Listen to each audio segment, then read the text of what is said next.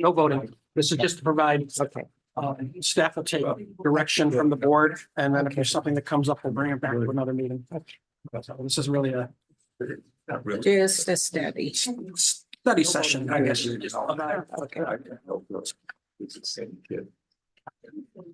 Yeah. Yeah. Yeah, it's And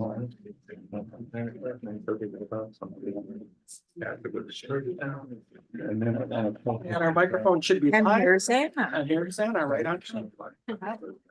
Okay. Oh, So. ahí va la patrona. Here's Anna. La patrona in English. For those of you, patrona in English is patrona. Patrona. That's what the guys used to call me at work. At work. Our microphones are live. Okay.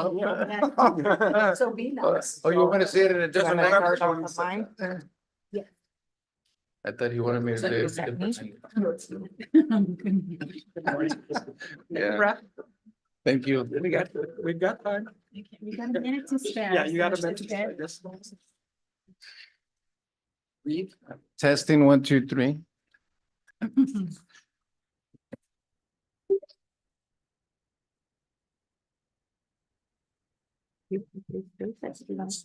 I think you'll approve of.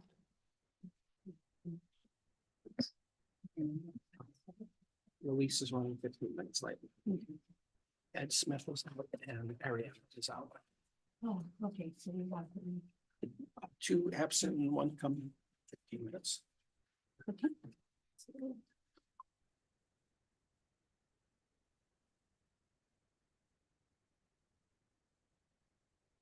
Well, thank you, everyone. So we'll go ahead and get this meeting started. It's 9:01 and we'll call this meeting to order. Sorry about that. So today is the MST meeting. Thank you for joining us. It's January 8th, 2024. So happy New Year to everyone and good morning for those that are joining us here in the boardroom and also those that are joining us via Zoom. So today is our regular board meeting, but we will also be doing our strategic plan updates and our year action plan status updates as part of this meeting.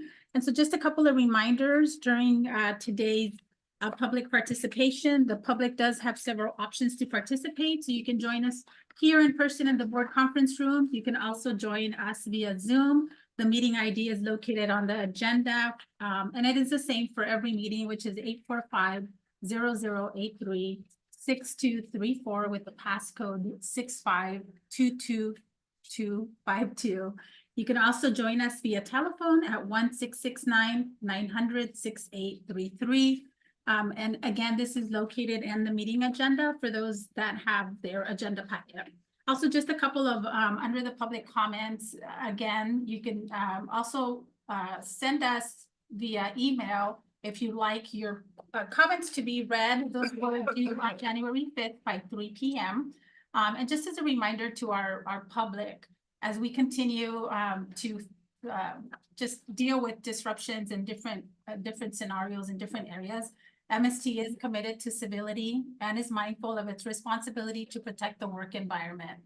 To assure civility in its public meetings, the public is encouraged to engage in respectful dialogue that supports freedoms of speech and values diversity of opinions.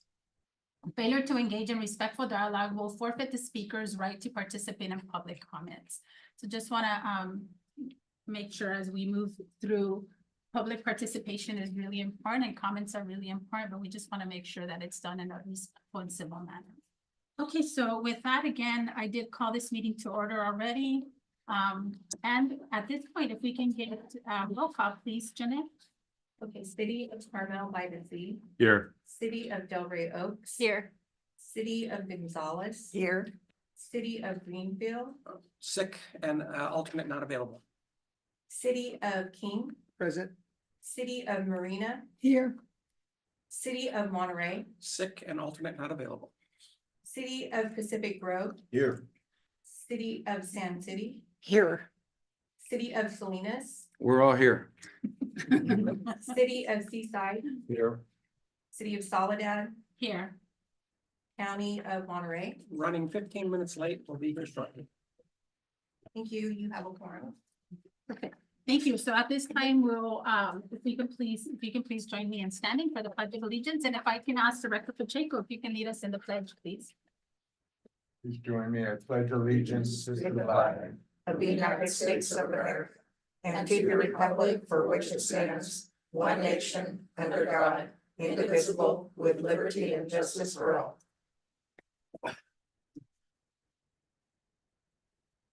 Okay, thank you. So we'll move on to our next item, which is review highlights of the agenda, and I'll turn this over to Mr. Carl Sedora.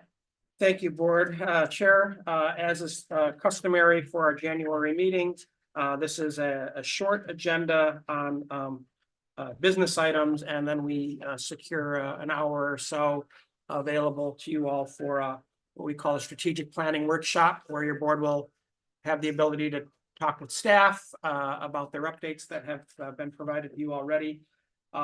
Staff does not plan to do individual updates. You have the reports. If you have questions of staff, it would be a good time to use that. And then after the board meeting, for those who are interested, we've provided an opportunity for our board members to visit our training grounds. And if you want to get behind the wheel of a bus, we have our trainers present, and you can go through the training course. It's the safest place to do a dangerous thing. So that's what my daughter told me about basic training. And okay, I felt like I was in the land of fairies there for a second. Okay, on the consent agenda, we have our in addition to our general employee of the month, we also have our employees of the year and the general manager excellence report, and our comprehensive financial report from last year. Sorry for the delay. We've had just a difficult time. I think many of your cities have had as well, with getting auditors to either take work or complete work in a timely manner. And then after the consent agenda, really all we have is the awards and the strategic planning workshop. And that's all we have. Thanks. Great, well, thank you. And so we'll make sure to just, Director, so we can, in terms of time, I know that we have sufficient time to be able to go through the agenda and then also have some of the comments on the strategic plan, but we do want to make sure that we have a hard stop at 11:30. So those that are going to join, getting behind the wheel safely are able to, we have enough time to do that. Okay, perfect. So then at this point, we'll go on to public comments on matters not on the agenda. So again, at this time, the public may address the board of directors on any items not appearing on the agenda. The speakers will have 3 minutes. Please be brief and to the point.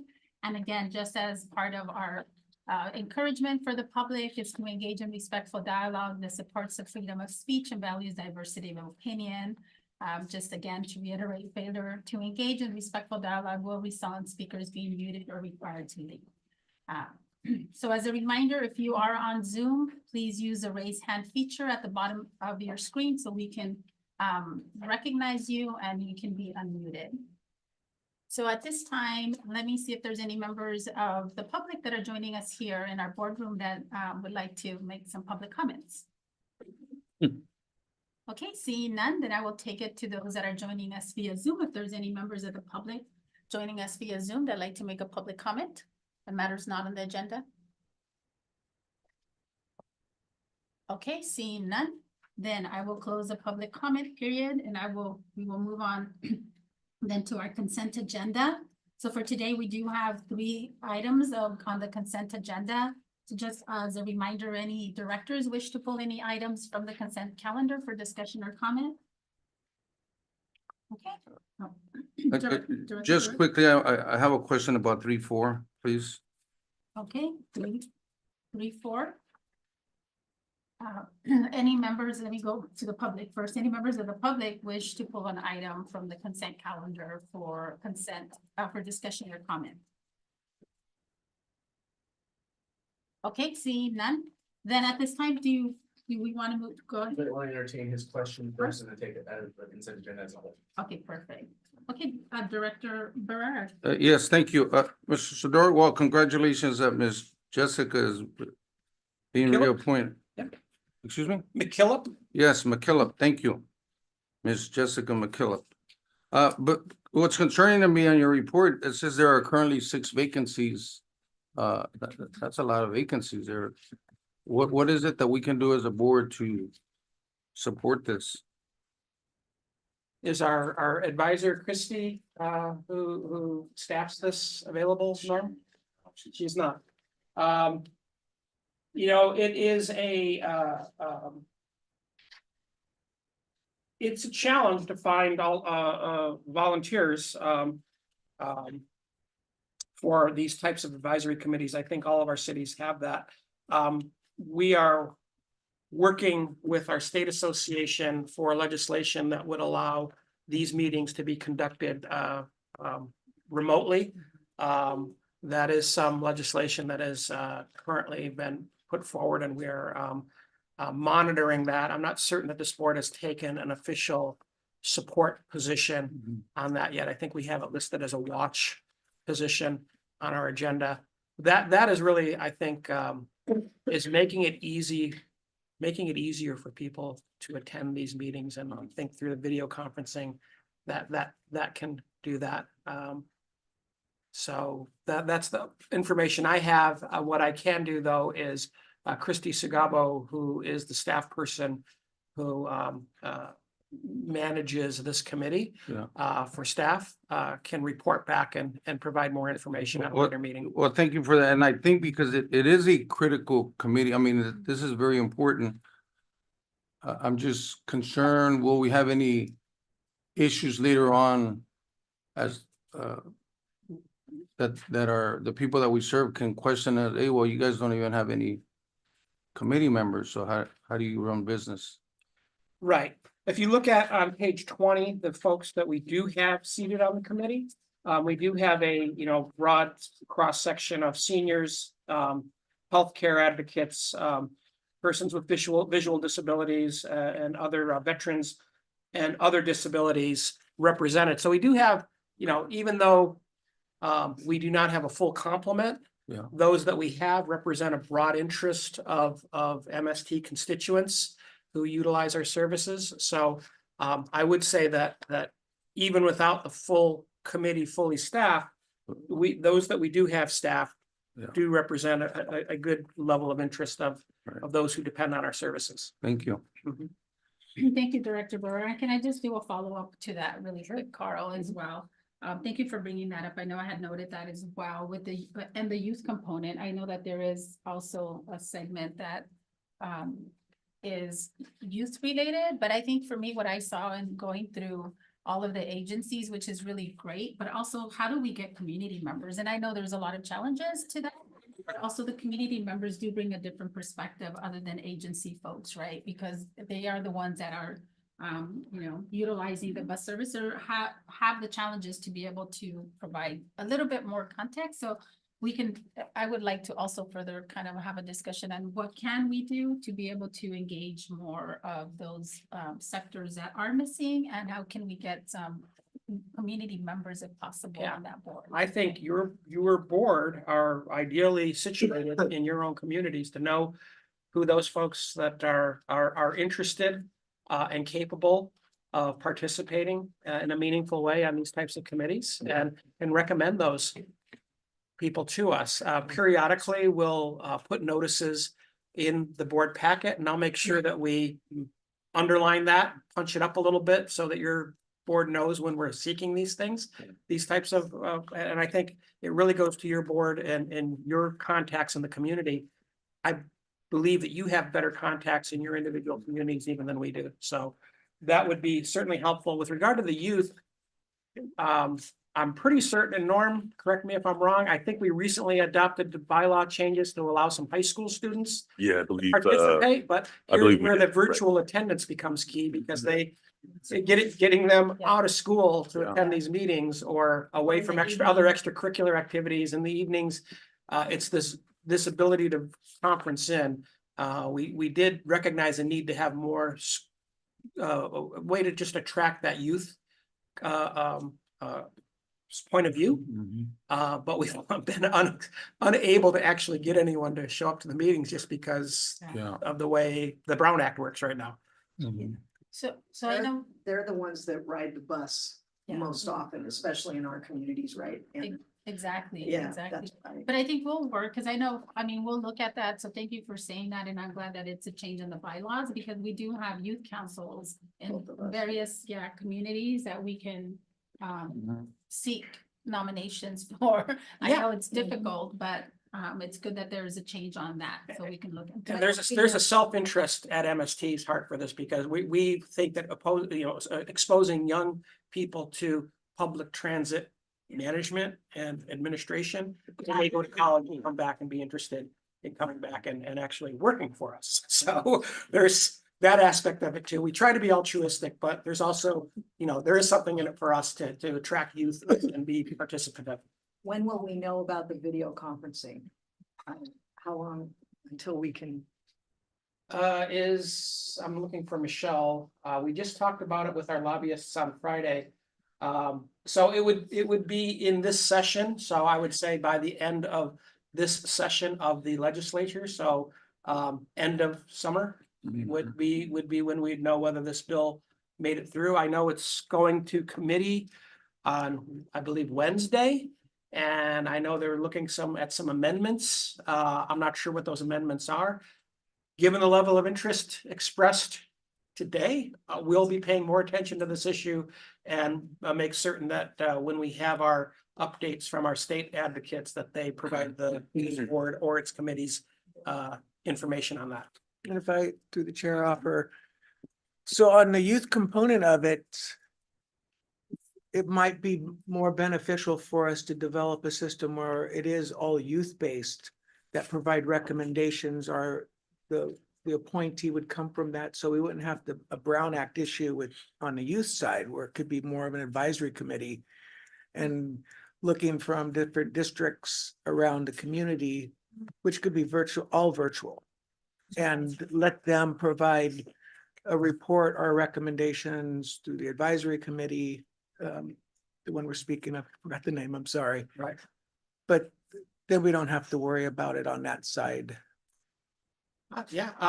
Let's Something to consider. let's, my can talk about it. mind's spinning right now with things, but that's how I get, there are a number There of are creative ways, yeah. ideas to To be able to engage the youth. Yeah, Yeah. to make it maybe something separate from this committee, but a separate committee under the school district or something like that, the county office of education.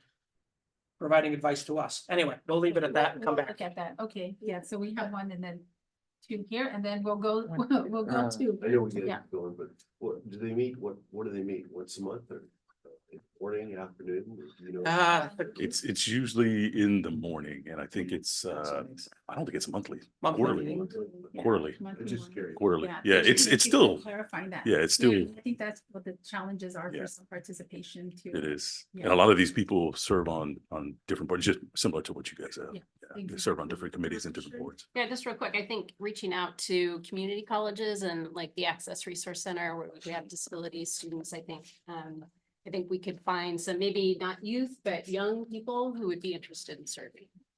Mhm. Yeah, we'll take all recommendations for sure. Thank you. Thank you. Yep. And so Norm, you were gonna, Yeah, I'll just follow up with Christie. I've heard everything you guys have said. I'll make sure that we bring back to this board a report on what our findings are and where we plan on doing. and the board policy update is to allow youth between the ages of, I think we were starting at like 15, but I think we moved that up to 16. up until Yeah. what age? I think they have to be at least a junior is what it is, but I'll follow up with Christie. Okay, Yeah, the age group, Yeah. okay. We're looking for we were specifically For looking high for high school. school students. right. Yeah. And will we offer them bus passes if they participate? It's just something to consider. We'll consider, Yeah. sure. Thank you, Director LeBlanc. Okay, well, thank you. No further comments, Director Barrera? No, Just one, have we thought about contacting the county Commission on Disabilities for seniors? They work with seniors' disabilities. We have had Or them on this committee before. We've had representatives from the Monterey County Office of Disabilities.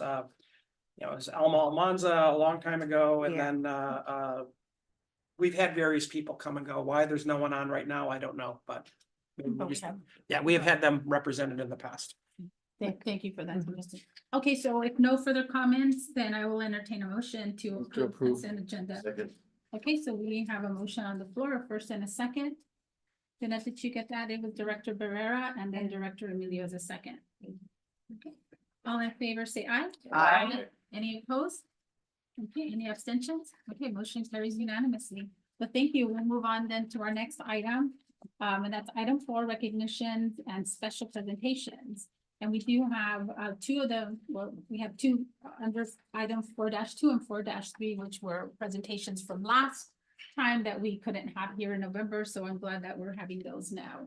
So we'll move on to item 4-1, January 2024 Employee of the Month, Frederick Gampa, coach operator. So I will turn this over to Mr. Marcet Henderson.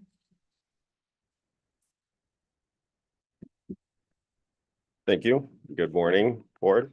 Marzette Henderson, Transportation Manager with MST.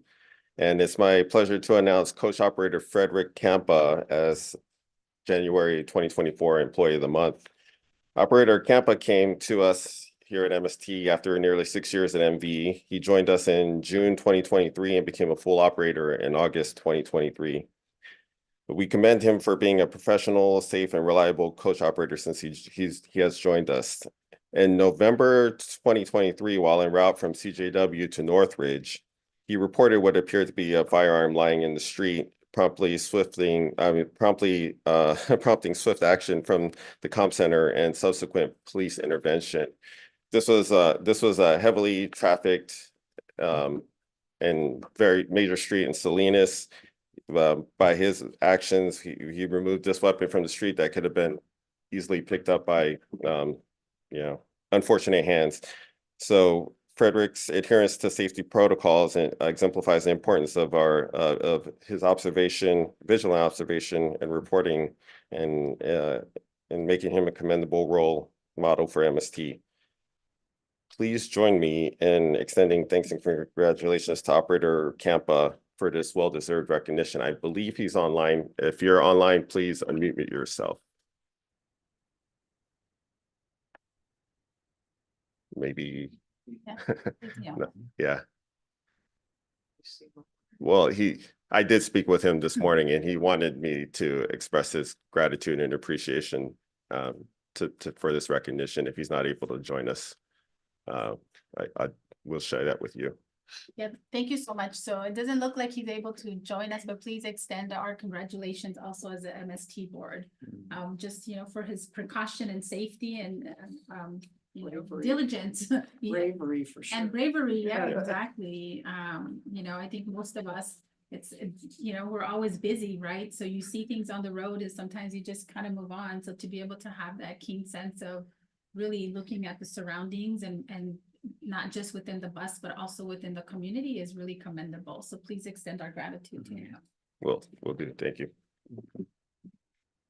Okay, so with that, then we will move on directly to item 4-2. And can we do these together? 4-2 Sure. and 4-3, since it involves the similar situation. And this is the 2023 Employee of the Year presentation, Jacob Newman, our communication specialist, and then also our 2023 Employee of the Year, Omar Wilson, coach operator. And so I'll turn this over to.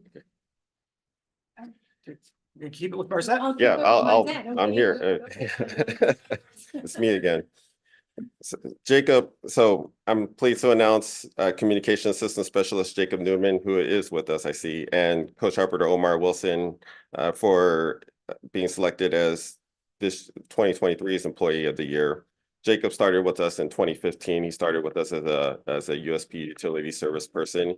He moved up through the ranks to be a coach operator and currently in his role as a communication assistant specialist. He's demonstrated strong commitment and professionalism in his role. Coach operator Omar Wilson has been a coach operator with us since 2022. In the short time he's been with us, he's demonstrated his professionalism. He's been in great customer service and communication skills. In October of last year, 2023, while working in the comm center, Jacob received a phone call from the CHP where we had an unconscious and unresponsive passenger on the bus. The passenger's companion opted to call 911 so as not to create a disturbance. with the limited information that CHP had, they provided to Jacob, and Jacob, in a calm, collected manner, worked with CHP to quickly identify which coach was had the unconscious passenger, and able to direct the coach to a location where first responders could quickly intervene. So his quick actions helped to save the coach operator, the passenger's life. Coach operator Omar Wilson, once he was notified of the unconscious and unresponsive passenger, after he pulled over, he went and checked the passenger's vital signs. And when he arrived at the bus stop, the first responders were there. Once they boarded, and there were several of them, coach operator Wilson quickly cleared the bus to give room for the first responders to work. And while doing so, he also assisted an elderly passenger off the bus. Thanks to their professionalism and quick actions, both coach operator Omar Wilson and communication systems specialist Jacob Newman, the public safety and medical responders were able to quickly deliver life-saving treatment to the passenger.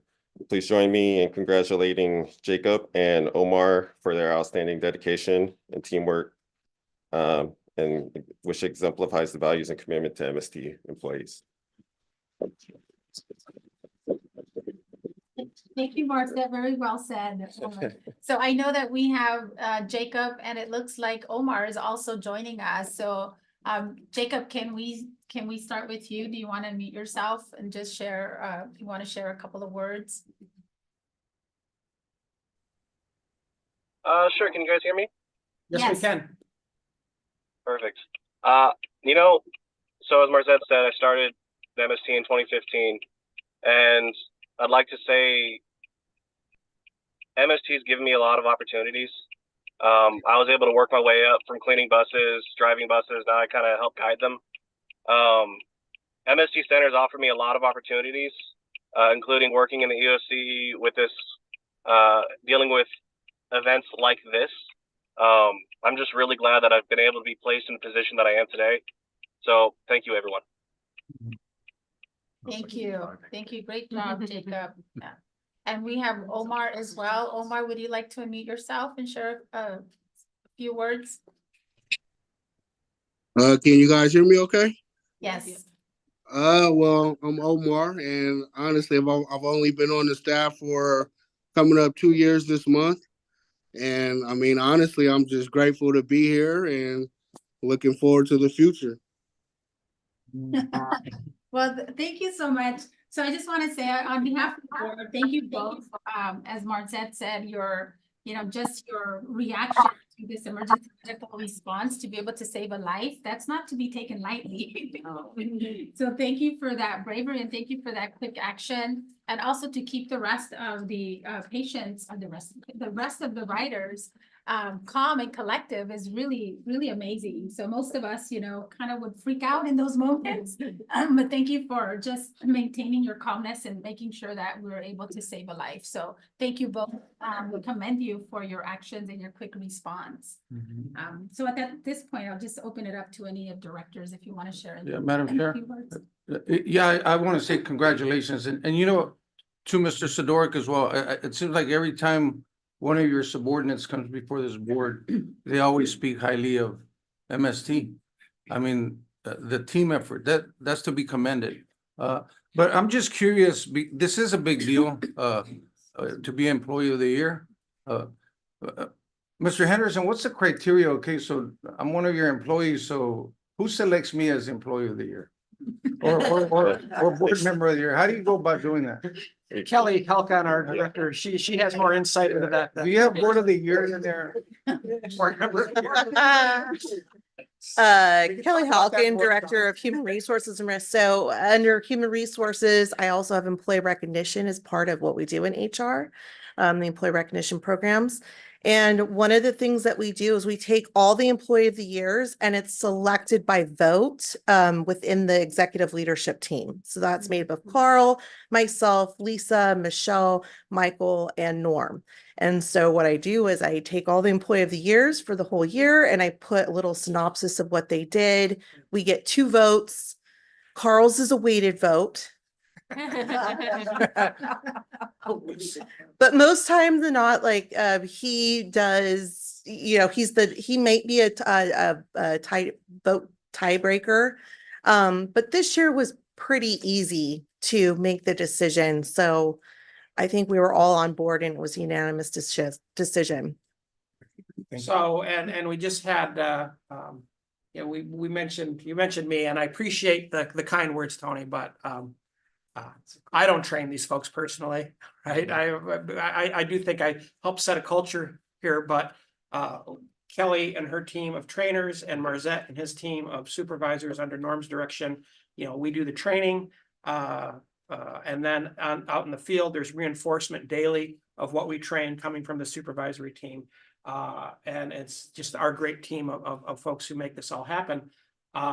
We just had entering into the boardroom, Jacob's parents, Ben Newman, who was with us for a better part of 30 years or so, started out as well as a coach operator, and like Jacob, worked his way up into a management position, several different management positions over his career. And Jacob has had brothers, brother-in-laws, his father, I think everyone but the family dog has the Newman family has at some point Well, worked. and Jacqueline. And Jacqueline worked for us as well, right? No, she didn't. She didn't. No, she's the only one who did Oh, it. yeah, but yeah, but we've had a, not yet, we'll just say not yet.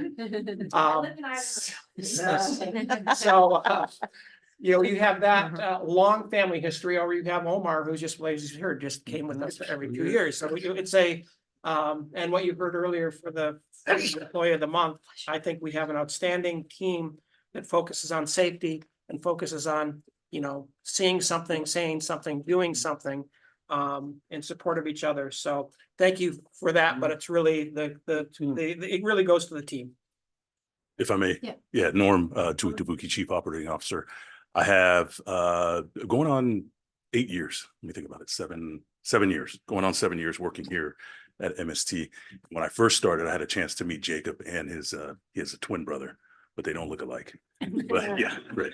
But they both were, you know, utility service workers, and Jacob would come into my office. You know, he'd come in early, and then if he had any time during the day at lunch or something like that, he'd come and visit with me and always talk to me. What do I need to do? What do I need to do? You know, what do I need to do to advance my career? And I said, man, just keep working hard, keep learning as much as you can, keep looking for opportunities. And when the opportunity presents itself, don't be afraid to apply for it. And so that's what he's done. And I'm just proud that I get to work with him. Omar, being a newer coach operator, I had a pleasure to speak with him in one of our meetings, our VTT meetings. It's an annual training that we do for safety and recertification. And so they need 8 hours of training in a classroom setting. And so I got a chance to speak with Omar, and he's just very professional, very laid back. But you can tell that he's in charge of his bus. So I just want to extend my congratulations to both Jacob and Omar. Job well done. Looking forward to many years of service and other great things that you guys do. So thank you very much. Thank you so much for that, Norman. And also thank you to the family that you came in. I hope you heard some of the accolades from Marcette Henderson and also from our board of directors.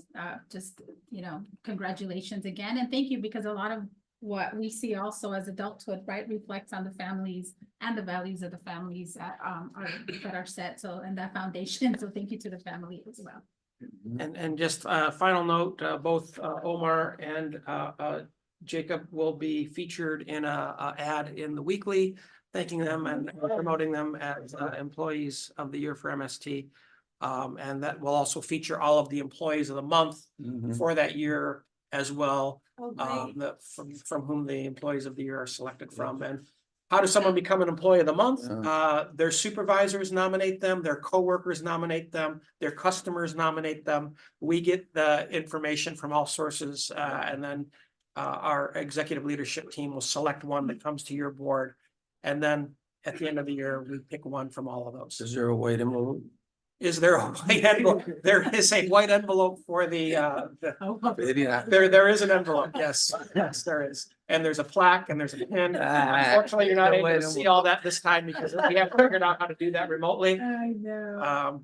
Well, Jacob will be here in a couple of minutes. Oh, he's on his way. Good. Okay, Good. we're just moving along faster than we thought, I guess. Okay, good. Well, we'll make sure that we take a moment to congratulate him as he walks in. But we'll move on then to next item, which is another great award that will be presented today, and that's the 2023 Management Excellence Award. And this is for Mr. Marcet Henderson, and he's our transportation manager. And I'll hand this over to Mr. Sidoric. Yep, thank you. It's a great pleasure today. It's the Marzette Henderson show today, and well deserved. As you saw, his this month's Employee of the Month and then our Employees of the Year are all people who ultimately report through to Marzette and through to Norm on our operations side, and that's where we say the rubber hits the road, and where our service is provided. And in particular, this award comes to Marzette for not only his great work in the great services that we provide to the community, but on top of that, both in January and March, when we were hit by multiple atmospheric river events, Marzette was on point, used his U.S. Marine Corps training to have the perseverance to go to work with the Monterey County Office of Emergency Command Center and spend hours and nights. And I can't tell you how many emails and text messages I was getting from all hours, day and night, from Marzette, coordinating emergency evacuations for all along the Salinas River, from San Ardo, San Lucas, all the way up to Pajaro, thousands of separate emergency evacuations coordinating not only MST buses, but MV, our contractors' buses, taxi cabs, whatever we needed. Marzette and his team that he put together, met the needs of the community and really did an outstanding job. And on top of that, we continued to meet the everyday service. People were still going to work, people were still going to schools, people still needed dialysis treatment, and we were able to do that with minimum disruption. And I want to thank Marzette for that great leadership and for putting together a fantastic team. Thank you, sir. Thank you. All right. Again. Your turn. Well, thank you. I appreciate this recognition, Carl. And I have to say that this wasn't solely me. This was a team effort from everybody, everyone in the comm center, our supervisors, our coach operators, our leadership, our ELT, and even the Monterey County Department of Emergency Management. This couldn't have been done without everybody being involved. So, I'm grateful to be able to work with such a professional and just simply responsive team. Everyone really chipped in and went the extra mile to make things work. And I thank you all. Thank you. Thank you, Marcette, for your leadership, and thank you as well. Photo time, Yeah, photo time. So we do have Jacob. Oh, well, Jacob's here too. Jacob's Oh, here it as is well, photo so we time. can take the Very photo good. as well. Yeah.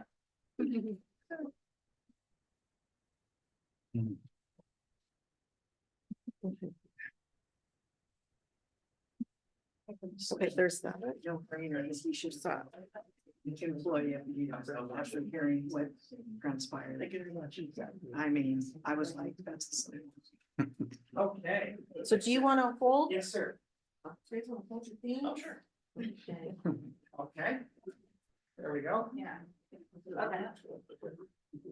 Yeah, we can use the same photo and recaption it.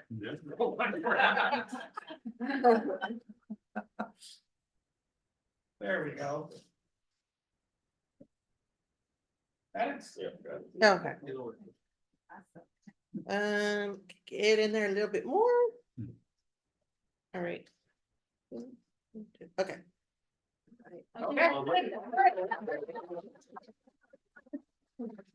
More coming or no? No, okay. Great. Thank you all.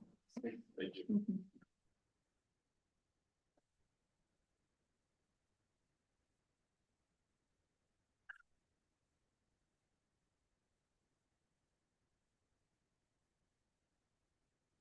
Unless you want to do it now.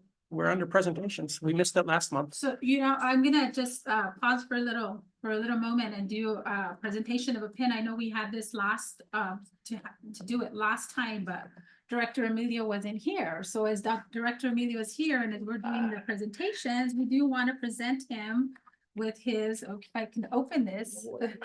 His 5-year pin. Hey. for recognition. We keep these diamonds very secure. How many carrots? Senior Director, It's worth at least 1 carat. 2 R's. There's a diamond in it. You gotta say Thank you. diamond. Yes, thank you for your. Don't want the commitment. public to get the wrong impression. So with that, then we'll move on to our next item, which is public hearings. We have no public hearings today. So we'll move on to agenda item 6, which is action items. And at this point, this is where we'll have our strategic planning workshop. We'll have our progress updates and emerging issues. So as Carl said during the updates that we all received in advance, we have the staff report status updates that were previously approved under our 2023-25 strategic plan and the 2-year action plan. So just as Carl mentioned for time management, all staff updates are in your packet. They were provided in advance, so we'll move through each of them, and that's especially under section A and B, and we'll take any questions or comments that you may have under those specific sections. And if there is no questions under those specific questions, then we'll move on to the next item. So we'll begin with brief updates on the fiscal year 2023-25 strategic plan and action plan updates from Mr. Carl Sidoric, who, as part of our strategic goals, we do have 7 of those that were presented and were provided with updates in the packet. So I will turn this over now to Mr. Sidoric. Thank you, Chair. Starting on page 25, you have my update on where we stand overall with the broad strategic goals that your board adopted as part of the FY 21 through 25 strategic plan that your board adopted, and that we include annual updates to as part of the budget process. In the we can just go through real quickly. I don't want to spend a whole lot of time on this, but have had our financial updates. We are still living off some of the reserves that we were able to adopt from the COVID funds that we received, but we do have, a budgeted deficit that if you look back at the only reason that we're not in an actual deficit is because we still have not been able to hire enough employees to implement the full Better Bus network. In February, we'll be doing another expansion. We have had some success in hiring and training, and we will be adding some additional services, like we added the new service to Gilroy, and we'll be adding some additional services to Salinas. We're still a bit short on adopting the full Better Bus network plan, and we're continuing to work on that. Providing quality transit mobility management services. The Better Bus network has, I think, far exceeded even my expectations. I knew this was going to be a good plan, and had a lot of faith in the people that we hired to do it. We had a 25% increase in ridership during the first 12 months of the Better Bus network. Still short of where we were pre-COVID, at about 70%, but that is where nationally, that is pretty much nationwide where everyone is. Even locally, Santa Cruz is at a similar position as far as restoration of actual passenger boardings. A part of that is your board's conscious decision to focus ridership in areas where it's needed the most. And we have not been pursuing the partnerships with the military. They did cancel our partnerships during COVID and elected not to reinstate those partnerships. And I personally haven't been going over to the base and trying to get them to reconsider, because frankly, that's not part of the plan that you all adopted. So we're really focusing our resources rather than carrying troops around in a circle on the Defense Language Institute and using those human resources and bus resources for that purposes. For those purposes, we're putting those resources out in the community. So with that lower amount of ridership, that's less fare revenue, which is contributing to that budgeted deficit situation that we have. And hopefully we can continue to grow ridership, and that will offset that over time. But it's going to be a multi-year. I think in 2021, we said that it was going to take 4 or 5 years before we got back to pre-COVID, and we're moving along that track. We'll see where we are in 25 on how accurate our crystal ball was. We have had our partnerships with Monterey Bay Aquarium and the City of Monterey, Cal State University, Hartnell, Monterey Peninsula Colleges were all reinstated and are doing fine. And we've been, making great strides in hiring frontline maintenance and administrative positions here at MST. We're still about 15 or more, slightly more than that, 15 to 19 coach operators down from our budget. We have, I think, interviews set up in the next week for another dozen. And we're continuing to advertise, and we're going to do some press today out on our bus driver training course with board members who will be out driving the bus. I've invited some local media, KSBW and the Weekly, to do a story on bus driver training. And we're using the board members as willing or unwilling participants in that scheme.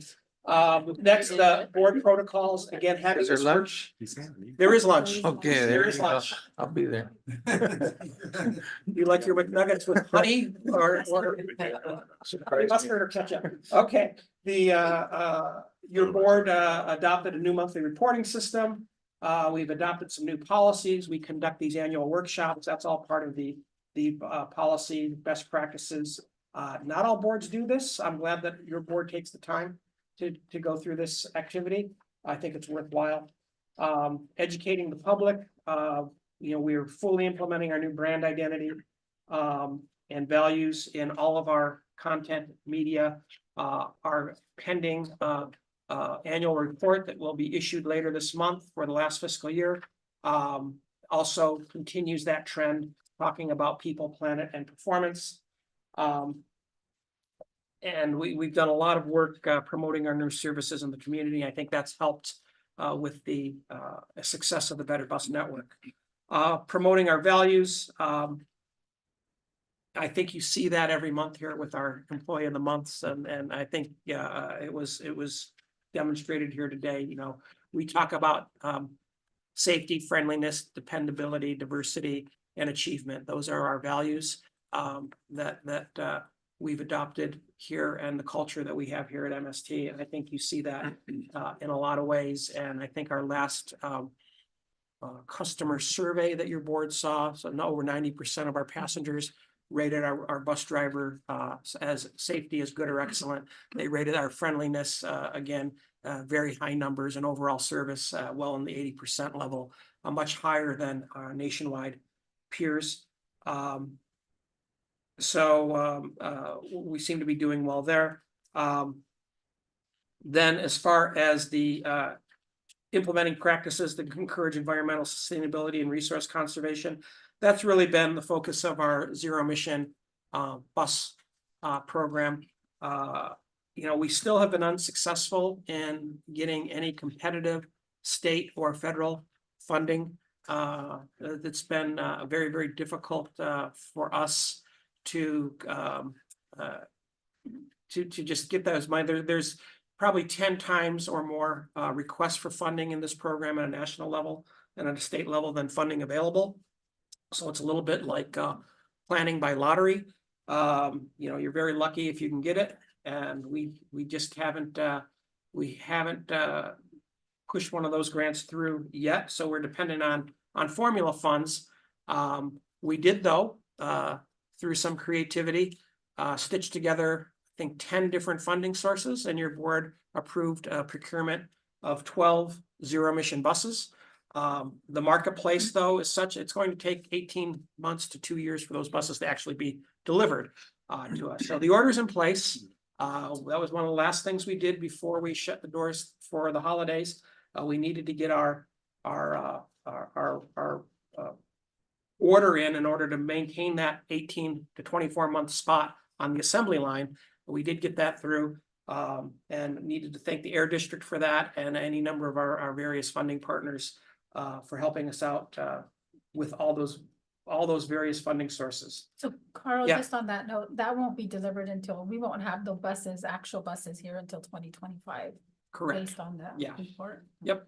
So that's just the, there's been a number of bus manufacturers exiting the market. We had 2 major bus manufacturers leave the market. Nova Bus is one that is left the US market and is only going to manufacture for Canadian marketplace. And then Proterra was a big player in the zero emission bus market, and they are in Chapter 11 bankruptcy and filing for production. And their assets have been purchased by a company called Phoenix, who last year delivered, I believe, 16 buses total nationwide.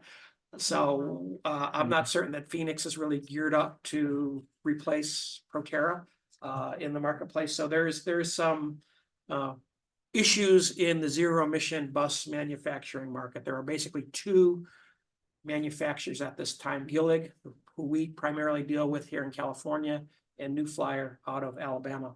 Quick question on yeah. that. We don't have any Proterra assets, right? We do not. Good.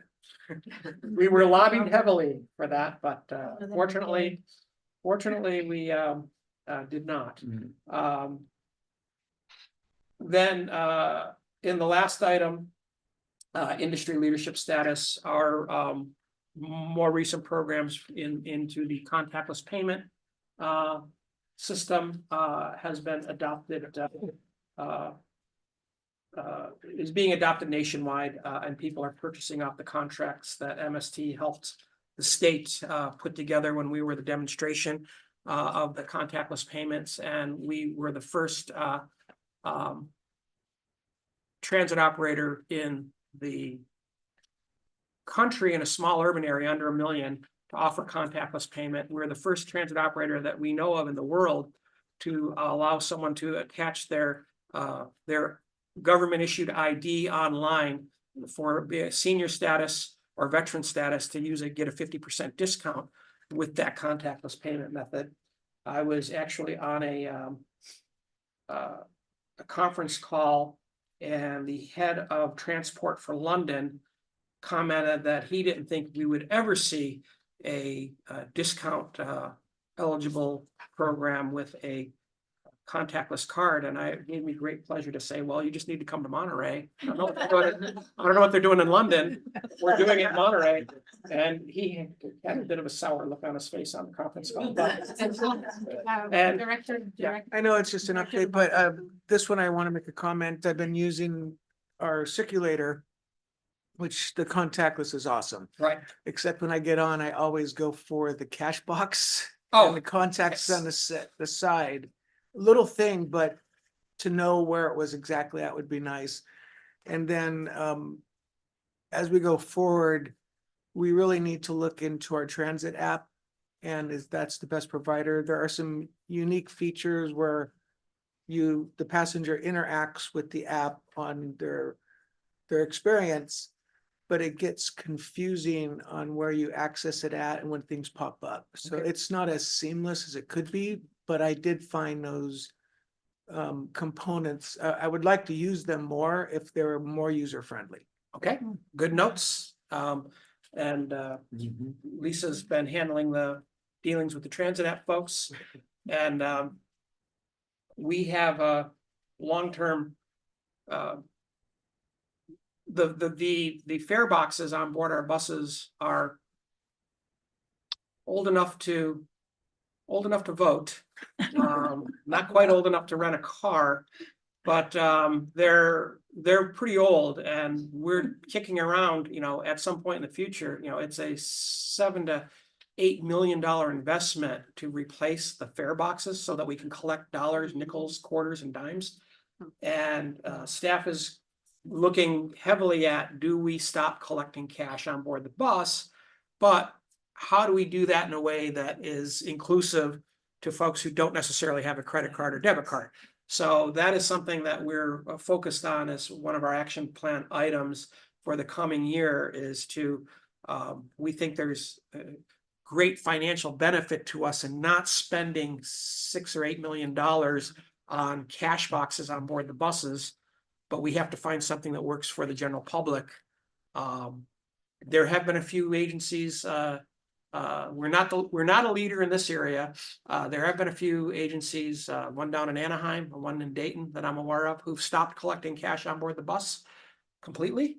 And we want to look at what their experience has been and what has been the consequences for unbanked or underbanked people who may not have a debit or credit card. What sort of media can we offer that would be our own type of card that maybe MST produces that could be used in lieu of that? So we're monitoring and watching that. We don't want to be first in on everything. So we're watching that, see how that goes. It would be nice when you walk in, when your hand goes like that. Yeah. It's hitting the contact. Absolutely. I absolutely agree. So that is my update on the 2-year action plan. You have on pages 30 and 31 and 30 to 33, the actual action plan that was adopted with the budget and where we stand on those items through December of 2023. Be happy to answer any questions on where we stand overall. Thank you, Carl, for those updates, and thank you also to all the staff for all of the reports that were provided in the updates on the action plan and the strategic plan as well. Comments, Director? Yeah, just for Carl on the budget this year on your report, you mentioned that the fixed routes had an $18 million surplus. The MST rides had a 0 surplus, which was the net last year for 2023 of 18 million. I think for that budget, we had taken 5 million out of our strategic reserves. So did those reserves get replenished with 18 million, and did the remainder get added to the reserves, or so that's one part. The other part is what does it look like this year? Do you think we'll have a similar surplus with at the end of this fiscal year, at the end of June? Lisa is handling that, and before I have a guess, I have a good idea what she's going to say, but I'd rather she say it before I 18 million is a good reserve, you know. No, absolutely, and it really has to do with our ability to hire. Having the reserve is great, but I guess the reason we have the reserve is because we're not providing the level of service that your board asked us to provide. So in some cases, it's a good mark in this area, but it's a bad mark in the other area, because the reason we have the reserve is we're not doing what you asked us to do. So that's the other side of that coin. Lisa? Sure. So that was for the last fiscal year, the 18 million. Yes. So essentially what's happening is anything that we don't spend on our expense side gets pushed into that reserve. And I would say that what's been happening is, for the most part, the revenues are coming in higher than what we have anticipated. One, because our partners at the Transportation Agency for Monterey County conservatively estimate the local transportation funds as part of the Transportation Development Act as being lower than what they actually come in at. So we use their estimate number in our budget. And then the other thing that's happening is that interest rates on the amount that we currently have in reserves, those cash reserves, are coming in higher than what we budget at the beginning of the year. They've been going up. They're currently at 4% with Mechanics Bank, a little bit less with our LAIF account. So that's last year. For this year, we have about a $3.3 million surplus to budget, again, because of those similar things. And then another comment I would say is, because of our persistent problems hiring coach operators, that's the biggest issue as to why we're not reaching budget. Once we get those coach operators, because we're down about 16 at the moment, Kelly can correct me, she'll have the most recent numbers. So once we get those coach operators up and running, it's not just the salaries and benefits for those individuals operating buses, it's also the fuel, the maintenance, the oil, et cetera, that we would need to use on the actual vehicles that themselves that would bring us up into where we would have anticipated spending money. I hope that answers your question sufficiently. Yeah, so 3+ million and that at the halfway Yeah, mark. 3.3, a little, yeah, nearly 3.3. All right, thanks. Director LeBar. So, while we haven't had to deal with this before, which is interest rates, because before they were just nothing. Right. Do we have staff created any kind of strategic policy or? So you're Yes, shaking we your head. have a policy from a number of years ago. I'd have to pull it up to see exactly. We have a cash reserve policy and I think an investment policy. We do. Right. Yeah. It was Would before that- my time and we haven't really had to deal with too much of it lately because of how things have, landed with COVID.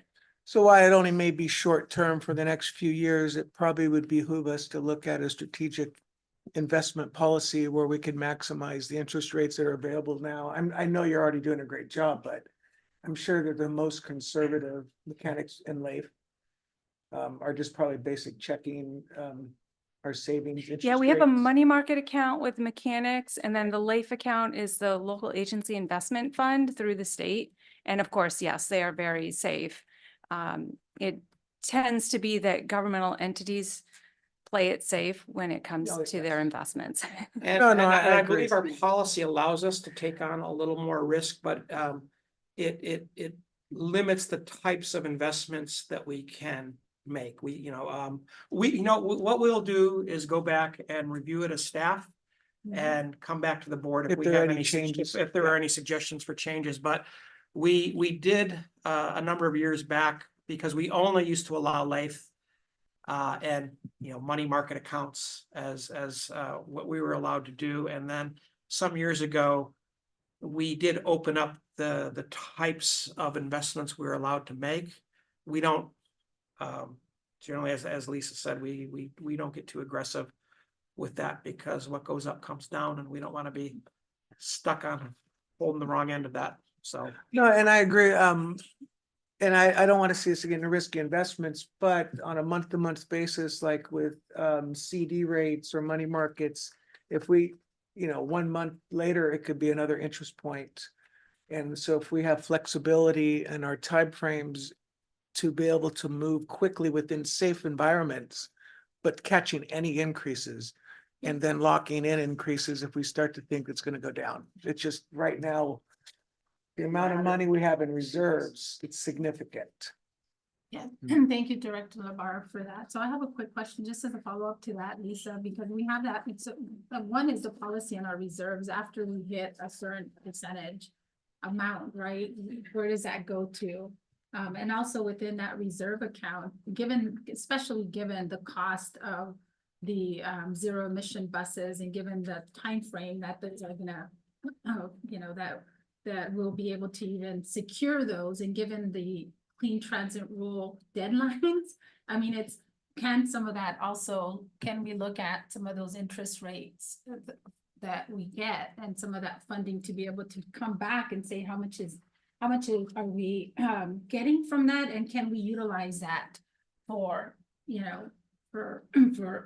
purchasing some of these buses, or kind of reallocating it to a specific need that we have to meet our deadlines. interesting. I mean, we just approved $12 million that's allocated and secured for a purchase order for zero emission buses. We won't actually expend that money until those buses arrive. So we could conceivably take $12 million and invest it in a 16-month CD at 5%, because we know we can't use that money for anything else. That's an extra Lock half it. mil. Yeah, so there are things like that possibly we can look at that, and I'm not sure. I'd have to, in the past, cash flow was an exceedingly serious issue for this agency, especially when we were involved with the Department of Labor and our PEPRA issues, we were, I mean, it was, frighteningly bad cash flow issues. We don't have that issue now, and I think maybe we can staff can take a look at this and see how much money we're, funding back and forth between operations. Your other question though was, your board's policy on reserves is that any reserve really goes into unfunded capital needs. Our just zero emission bus program could absorb 100% of our reserves and not cover what we need to have covered by the time we need to comply with the state mandate. We have been, during COVID, flexing the policy a little bit, or you could say violating the policy by budgeting reserves into our operating budget to balance the budget, when in fact the board direction on reserves is to actually fund the capital budget. By the end of the year, it's all washed out. We've budgeted for it, and then we've pushed it back into capital reserves by the end of the year. When we get 15 or 16 drivers hired and operating, we may need to come back and revisit that, because we may not have that reserve at the end of the year to flex back into the capital budget. So I guess that's a long way of me saying staff will look at it and come back to you and see how creative we can be in the short term. I think we have opportunity for the next couple of years, that then we'll need to make certain we don't develop bad habits, but we come back and just understand this is a couple of year opportunity to generate some interest income, and then see where things stand. Thank you. Yeah. Madam Chair, one more thing just on this point about the fiscal outlook, because this Friday, I think the governor comes out with his proposed budget for this coming fiscal year. And the Department of Finance came out that the state is facing a $68 billion deficit. So do you anticipate that would impact any transit dollars coming from the state this next fiscal year? Yes, well, the LAO's analysis identified specifically the transit intercity rail program that fortunately we got our $25 million out of for the SURF program already, but that is a program that we've been looking for zero emission bus purchases. The LAO is saying, they're recommending rescinding the out years that have been budgeted for that significantly, if not completely. That'll be a matter of politics, right? But so again, this will challenge us in our ability to meet the zero emission bus requirements by the state. Then we'll just have to go back, if the funding's not there, our industry may have to push back on CARB and say, extend the deadlines. And we're already seeing that coming from some of the larger operators like SFMTA, I think has already made application to CARB to say, we want the deadline suspended for us. And I'm okay to let them be first. So there's some things we want to be first on. That's not one I want to be first on, but we'll see how they do and see where CARB is with this. So Carl, based on that, so because we have timelines and they have specific timelines, when will we be in the position to say, look, we need to really do something here because we're not going to meet those deadlines. We don't have the funding and we don't have the infrastructure. I'm going to kick this one over to Norm, who manages our zero emission bus transition program. We're talking about the strategic plan, right? This takes us up into 2025, obviously. So 2026 is the first year where all new vehicle purchases for MST, because of our size, 25% of all new vehicle purchases have to be zero emissions. And so based on that, 2026, 2027, 2028 is the last year that we can purchase a diesel combustion engine powered bus.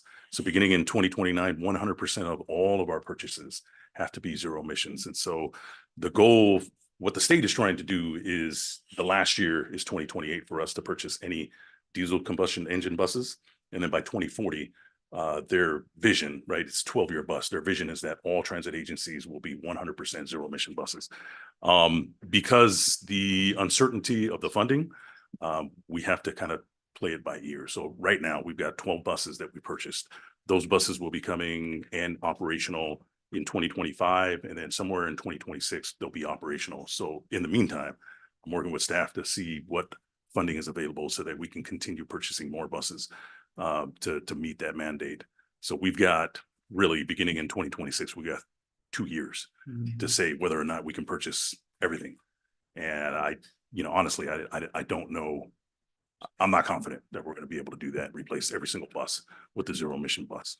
So as far as timeline, it'd be hard for me to say, here's when we're going to be fully compliant. Yeah, absolutely. And I think for me, that's what comes to realization, especially with the cost of the vehicles and what it costs now, the time frame to get the vehicles and operation. And then again, just with your numbers, even replacing 38 vehicles is at a cost of almost 50 million. Yeah. I mean, that's a lot of money. And Yeah. so, I mean, a lot of that seems just unrealistic in terms of the timeline. So just kind of being vigilant about what we need to do as a board, as an agency. We do have some things that are happening now that Carl is kind of taking the lead on within the industry and in our situation and with our peers, and that's the introduction of hydrogen fuel.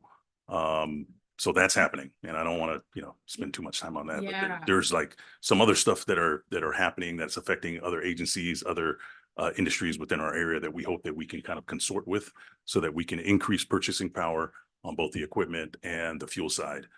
Just make it easier for us to transition, but still that's still a pretty penny, right? If one bus is costing $1.3 million as opposed to $600,000 for a diesel, that's twice as much as one bus. Yeah. And they have half the range. And they have We gotta buy two at twice the price to get the same mileage as a diesel. Yeah, so we have Director Muda, then Director Nabar, and then Director Fisher. Yeah, I can ask my question. Okay. I just, Carl, MST is priority, obviously, but the zero emission is, for the big picture, it's the state of California, right? Every agency in the state is grappling with the zero emission, right? Yes, and then, and at a national level, though, the federal funding, if you look at what is the federal government funding in these grant programs, you don't see anyone getting money for a diesel bus. They're funding zero emission bus program. They're not specifically saying that's what the program is for, but if you look at what's happening, it would be a poor bet to try to roll the dice and say, I'm going to load up as many diesel buses as I can between now and 2029, and ask the federal government to help me with that so that I can bypass California's regulations. Under this administration and the current bipartisan infrastructure program, that's a sure way to pull a goose egg out of a competitive program. So we really, even though technically we can purchase diesel buses, I don't know that there's any funding available that would, unless we wanted to self-fund these at 100%. And that doesn't meet our board's vision of being kind to the planet. And I think where we want to go, and where 74% of our passengers say it's important for us to invest in zero emission buses. So. So, yeah, and so one is obviously, as we should probably next year be identifying the lifespans for each of our current diesel buses. And how long will that take us to, because I am in total agreement to working to zero emissions. On the electric side, huge supply problems coming through. And we have not had a conversation on where those rare earth metals are coming from, how are they mined, and who are the people mining those, and how they're being treated. And so that's something we should probably have we're talking about being kind to the planet, but the electric program that's in place now is running into a crunch on materials. So we're really left with hydrogen, and natural gas is not considered zero emissions, right? Yeah, there are different colors of hydrogen. Everything Okay. from hydrogen produced from burning coal, which is black hydrogen or brown hydrogen, to green hydrogen, which is hydrogen produced from renewable sources. And there's a rainbow of colors in between. Whether you're burning something to produce that hydrogen, it's not coming from lightning or lightning bugs. It's how clean is it that whatever it is you're burning to produce that hydrogen. But it's really under the classifications under the state, what's allowable. And that's where I think we need to focus. But if we do identify there are some diesel buses that are not gonna make it through the transition period and we can't get funding, we may have to self-fund those to keep the service, because my concern is we get pushed in. If we don't manage it right, we're gonna get pushed into a system where buses are gonna start coming offline and there's nothing to replace them. And there is an off-ramp, I was part of the team that negotiated with CARB the final rule. And we did get there is an ability to ask CARB to hit the pause button on a case-by-case basis. No one's, well, San Francisco MTA, I'm told, has done it. We'll see what they will say to that. Okay. But there is an ability built into the regulation for CARB to allow a pause button to be hit. We tried to call it an off ramp. They didn't like the off ramp. So we came up with pause as the descriptor of that. And then lastly, I was appointed late last month to a task force that is SB 125. Part of the passage of SB 125 was to create a task force to advise the state on these very types of issues: funding public transit capital and operating programs. And it's a 25-member panel representing various interests. I think 9 of them are transit operators. And I was one of the transit operators selected, representing small, medium-sized, and the central part of the state. So we are positioned to at least have a voice. I don't know how big my voice will resonate, but at least I'm at the table. We've had one meeting, and we're going to have meetings, I think, every other month. Good to hear. We're confident you'll deliver. Oh, thank you. No pressure. Especially when thank you come in your knee. Well, thank you, Carl, for being on that, and a very instrumental voice. Obviously, there's a lot that's gonna happen, and given the state budget deficit, given a lot of these timelines that we have, given a lot of the challenges, I think then just kind of having an understanding for us as a board, where we're at. Are we gonna meet those? Infrastructure is a whole other issue, right? We don't even have some of the infrastructure, and that's costly as well. So, so thank you, Director Labarge. Director Fisher? Yeah, thank you, Madam Chair. I was wondering, Carl, you already mentioned that you need to purchase twice as many electric buses compared to the diesel powered. Do you also expect those buses to be in service twice as many years?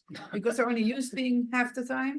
And do you expect the maintenance cost to be lower than the diesel powered? So the kilowatt per hour that we're getting, I think we're averaging, if you just took the rate, it's about 25 cents per kilowatt hour. So that's tremendously cheaper. But the overall total cost is almost as much or more to operate and maintain those. And so we've got some different reports that we've been looking at, but it's really unknown right now. Yeah, it's unknown. We just know this: they're twice as much, and they go half the length currently. But you would think if you only use them half as many for half the distance. Yeah. You would think that maybe, Maybe you get 24 almost years. twice as Right. long. Yeah, we expect them to operate the 12 years. Battery degradation, they're telling us to take a look at the half-year mark or half-life marks, or right around six years. We'd have to look to see what kind of degradation is happening to the batteries. But we're told, and we have to trust, but verify the 12 years that we'll get out of these buses. Yeah. Fortunately, we have the ideal operating environment for these types of We do, buses. The yeah. batteries don't like it when it's too hot. They don't like it when it's too Right. cold, and we have neither of those Right. here. So that is one good thing going for us. Yeah, We have that's a great very good. operating environment. There's a lot of my peers that are not getting any near the range that they expected to get, but we're getting pretty much the spec that we've been promised. Well, even in an electric car, you can already tell when it's cold, you get less. Yeah. The range is shorter, but, so I was hoping that you would tell me that they can last longer than 12 years. We don't know. Time will tell. Time will tell. Yes. Time will tell. Yeah. Okay, thank you. You're welcome. What a question on another item? Yes, so let me just, any more questions on this specific item in terms of zero emissions? Okay, so then we'll move on, Director.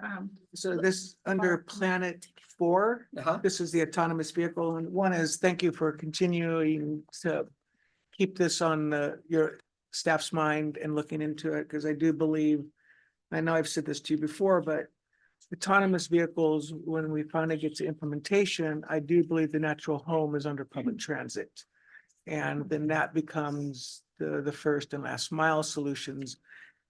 When you're having any of these conferences or meetings, are you hearing from either other agencies or other participants a willingness to look at public transit as operators? Or is it too soon? It's difficult because of the Department of Labor 13C. The transit unions are, they see this as a threat to their membership. If a vehicle can drive itself, why is there a need for a bus driver? I have been a proponent of, well, the bus driver's job may change. There still needs to be what I would call an attendant available, someone to take over should the technology fail, but someone needs to be there to help the person with disabilities, to provide customer service. Their job may, be different than what it was. I don't see that employees will be replaced, but their jobs may change, and maybe significantly. But there is currently, with federal regulations, winds blowing against us for the transit operator to be ultimately the deliverer of this. So we're acting right now, MST's, we've been acting as kind of an intermediary. We see a couple of opportunities for autonomous vehicles here, both like at Monterey Peninsula College or at CSUMB, where we operate around the periphery of the campus and don't go through the campus. And frankly, we like it that way. We don't want to lose time running around on board the campus. Defense Language Institute might be another opportunity, but it would be, an opportunity for MST to deliver to the exterior point of a campus and then have an autonomous vehicle provider, maybe with student attendants, sitting on board to help, and allow the autonomous vehicles to operate on these campus, their private, quasi-private roads. And that would be a way for us to get our feet wet. We have made some introductions with autonomous vehicle providers, and specifically Monterey Peninsula College. Not aware that that's gone anywhere yet, but we're continuing to push that, because we get pushed to provide return service back to Monterey Peninsula College. And so I'm trying to find alternatives to doing that. And AV technology may be a way of serving some of these campus environments more effectively than a fixed route bus. And Kelly has her hand raised. And just to make you aware, at the state level, in the month of November, the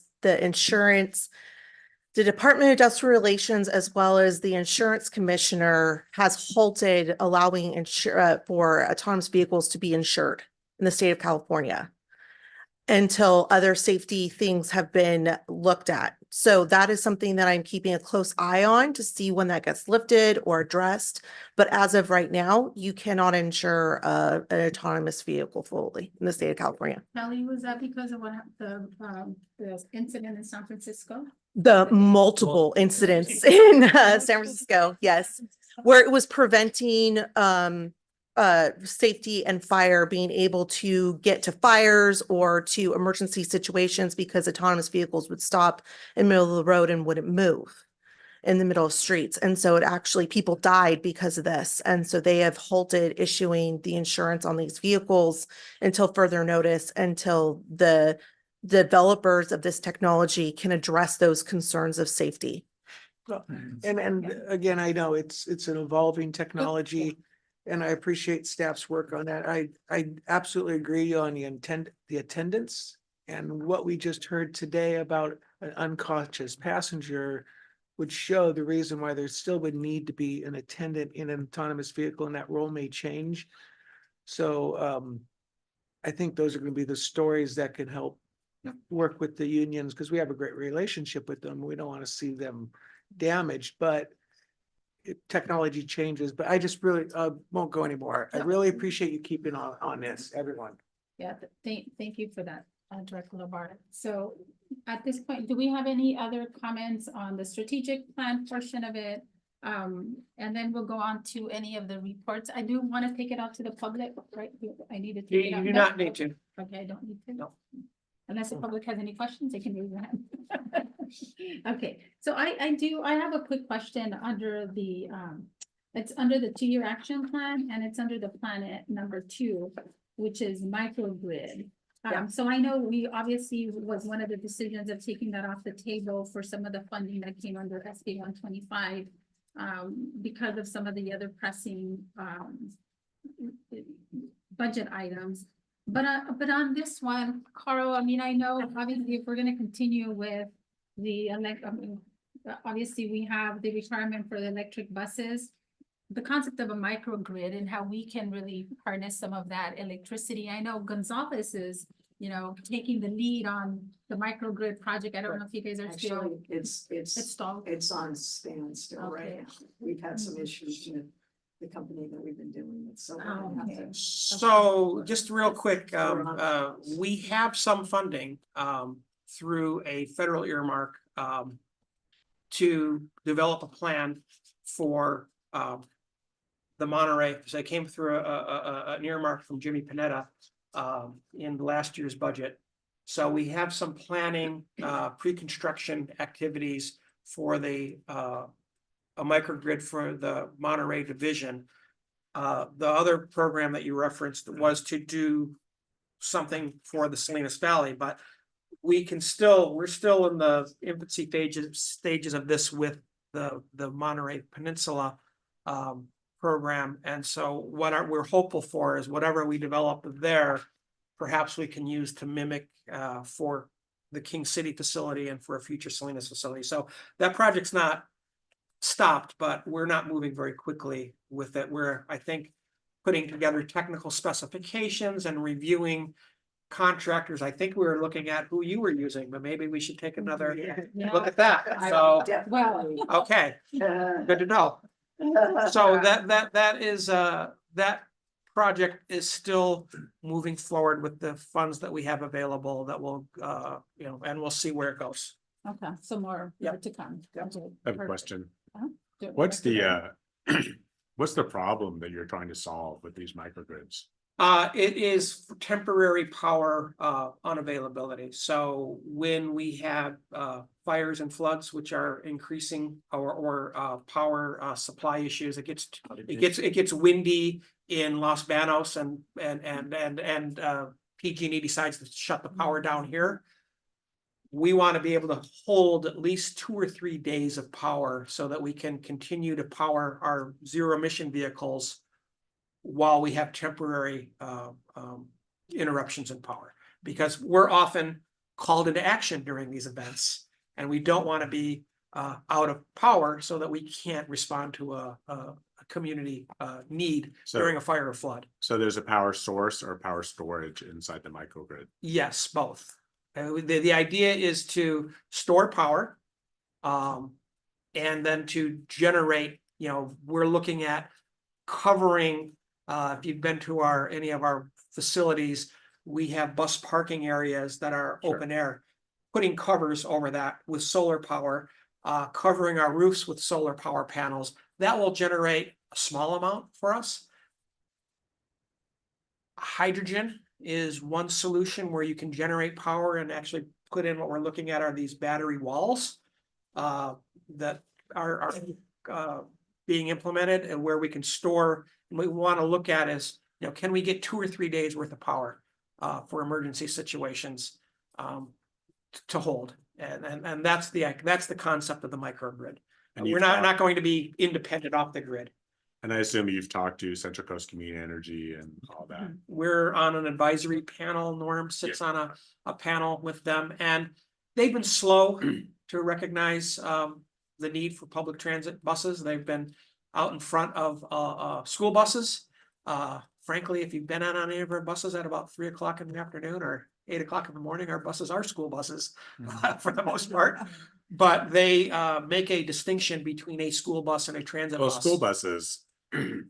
School buses have this unique feature that they're not used for, you know, hours and hours and hours a day, and they can be repurposed as big batteries, batteries. And I think the the energy company is looking to those big batteries for, I don't want to call it nefarious reasons, but they serve other community goals, which our buses wouldn't serve because they're in use. Right. Because they're in use all of the time.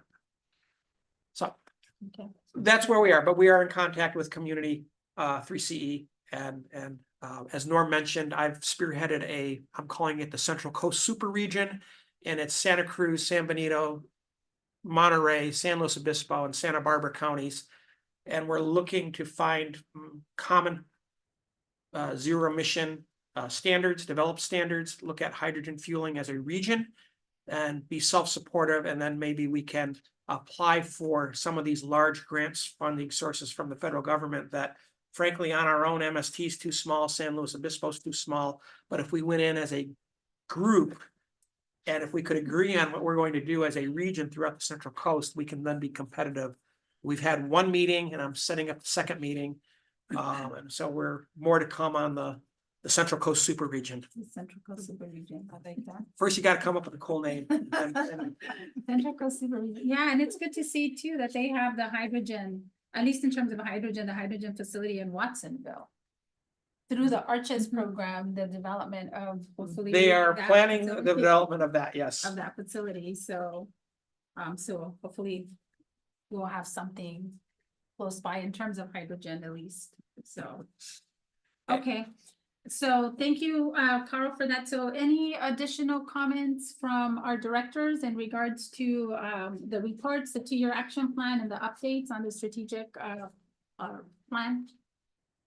So we have all of the staff reports and I think we went through various. Yeah, we portions of them. I we think we did, went but through you all might of want to them. go, you might want to go to So, each one and. see Yeah, if let me there's any just go other through each one to see if there's any questions, and I think we've already touched on some of them, but let's go ahead under the planning and innovation update and emerging items that was provided by Michelle Overmeyer and at page 35.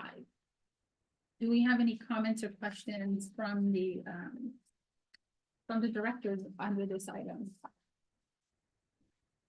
Okay, seeing none, then I just want to make a comment and I just want to say thank you to staff for working with Pinnacles National Park. I know they were part of a equity blueprint workshop in December. And although I know that we've been trying to see how we can get our buses up to Pinnacles National Park, that's not going to work. But I think I found that it was really just, I want to highlight this because I think this is kind of the level of what MST does, right? I mean, very critical in various ways in our community.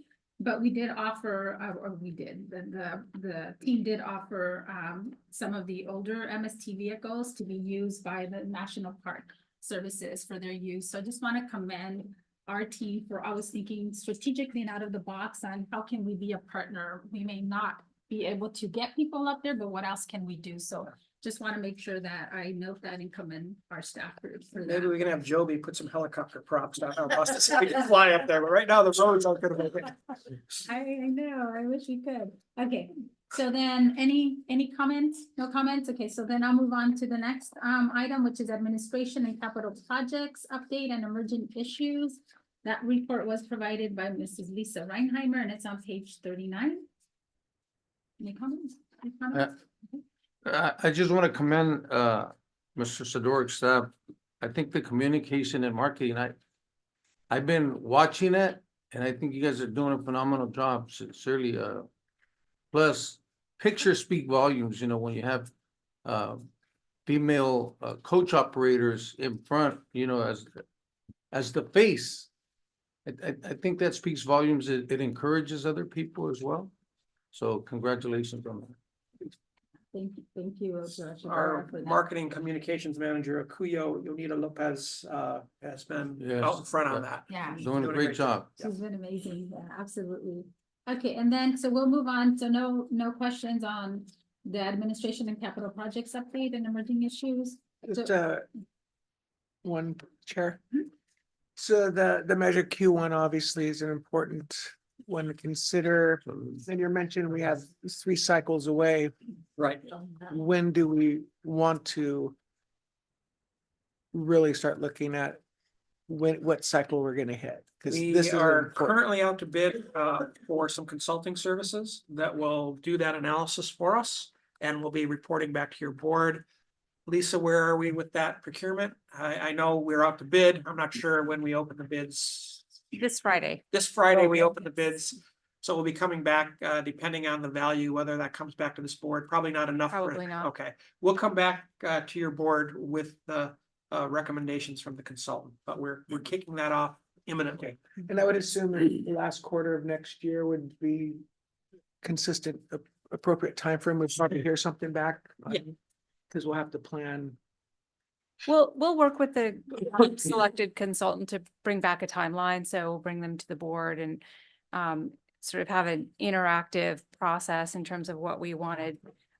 Ask the voters about whether they want, a permanent extension to Measure Q, or do we want to add on additional support for fixed route, or what is the area that we want to focus on, and give a timeline as to when we would do that polling.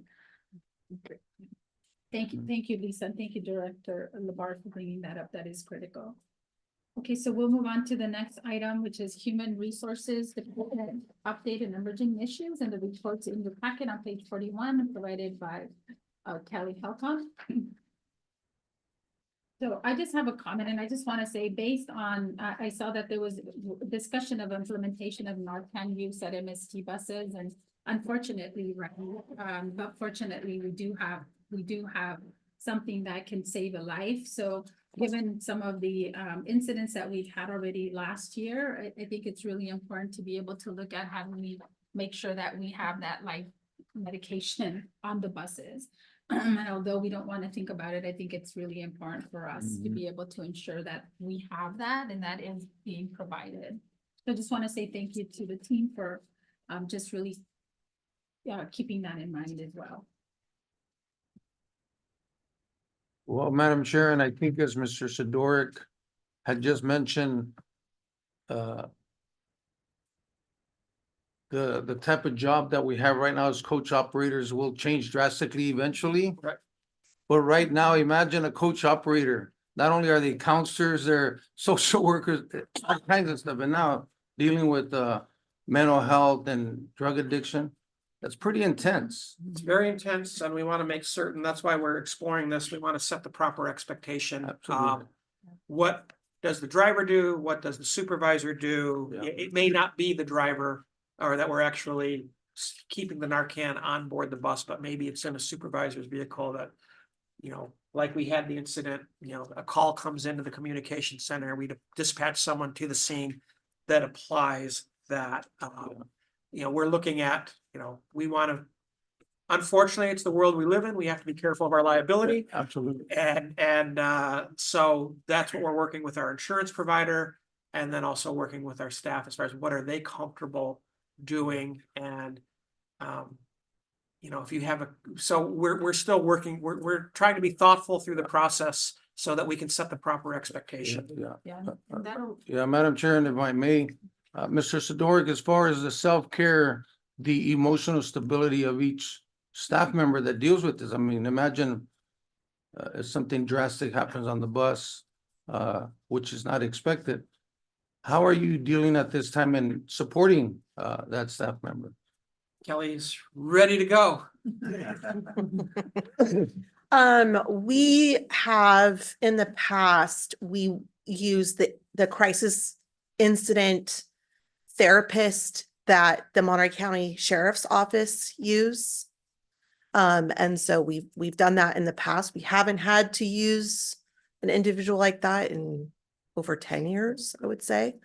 We also have a very robust employee assistance program. And I know everybody has an employee assistance program, but we contract with Prism, and they just did a new vendor called Concern. And so there are things that are online that are available to our employees, as well as monthly staff letters, as well as stuff that we do with our own supervisory staff that we've put in place. And particularly this past year, we focused on some other things with particularly operations supervisors. So we have some stopgates in place of helping the drivers deal with some issues that might be happening externally as well as internally. and putting that in place, working with also our civil rights department on those issues. Thank you. Can I ask a follow-up question on the Narcan issue? Yeah.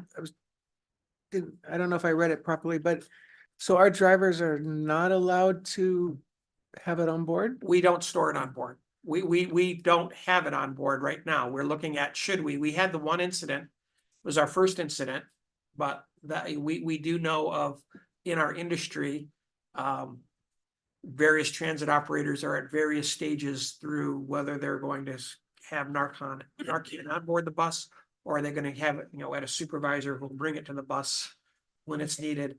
And we're trying to figure out what our practice is going to be here. Gotcha, because through the trainings we've received, like through our police department and locally, my understanding is you can give them 1, 2, 3 Right. hits. It's either it works for what the issue is or it doesn't bother you. Right.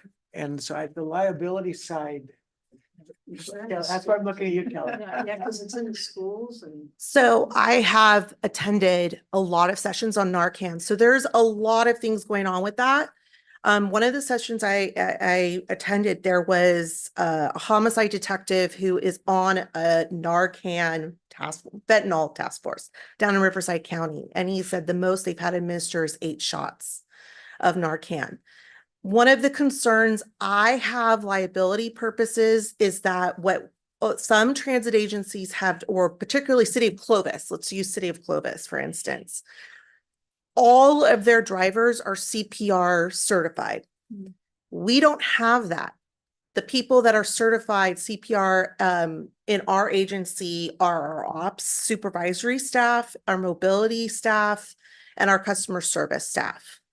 So it goes hand in hand that you may want to have that together because there's things that you are trained during your CPR to look for that a normal driver is not trained on yet to know. My concern is, how do you know that you need to give another and what is too much? And that's one of the things that's being discussed. The other thing that goes with this is that you have to be certified by outside of safety for city and counties. They have another process for anybody that is not safety under the state, which is us. You have to go and be certified through the health department to even carry it. So that's where I don't agree with, because I'm not safety. I went through the 5-10 minute class that was done locally through a Right. couple of the doctors, which lets you have the Narcan and use it. So But because probably the person that gave you the training has been certified by the state. If we're going to do our own training, if we're going to get the supplies from the state, you have to be certified through the California Health Department. all right, so they're probably that way, and I don't want to belabor Yeah. this, but the thing is it is definitely worth having it on board. The drivers, my understanding, they don't have to be I don't have to be CPR, and my understanding was also there was I want to say Good Samaritan law where I hold no liability, but agency could be different. There is that, but again, our insurance, we're in an insurance risk pool, and that pool is who insures us. And this is not quite covered under that insurance pool. There are discussions. This finally came up in December based on particularly me asking our insurance pool to address this. So there are still some discussions that are happening within our insurance pool Kelly? on this issue. Yeah, thank you for Thank you. clarifying that, and we'll get more updates on that. I think the discussion, obviously, as was said, it's an important discussion to have. Unfortunately, but it is something that, would be important to look at what the policy is gonna be. And obviously, there's more details that you have in terms of requirements of insurance that we, as an individual, don't necessarily think about. So thank you for looking into that, and we hope to hear some more updates on that matter. Yes, Director. Yeah, on Alexi the had a- HR realm, but not down to with Narcan, it just with our hiring crisis, right? Our challenge, I saw in the memo, it says in 2024 to implement on the spot hiring with contingent offers. How's that gonna work? And are we to complement that, are we also offering hiring bonuses as our neighboring county, Santa Cruz Metro? So Santa Cruz Metro followed our lead on Okay, that. Santa Cruz Metro stole my signing bonus. Okay. Good. So Add that, really. their director of HR and I talk all the time. We're little text buddies, as well. We have a little group. So yes, we've had the signing bonus for drivers since I would say January of 2022 is when we implemented it. It might have even been that August class of 2021. And how much is that? It is 500 when they pass their training program. It's another 1,000 after they work 1,000 hours and another 2,000 after they work 2,000 hours.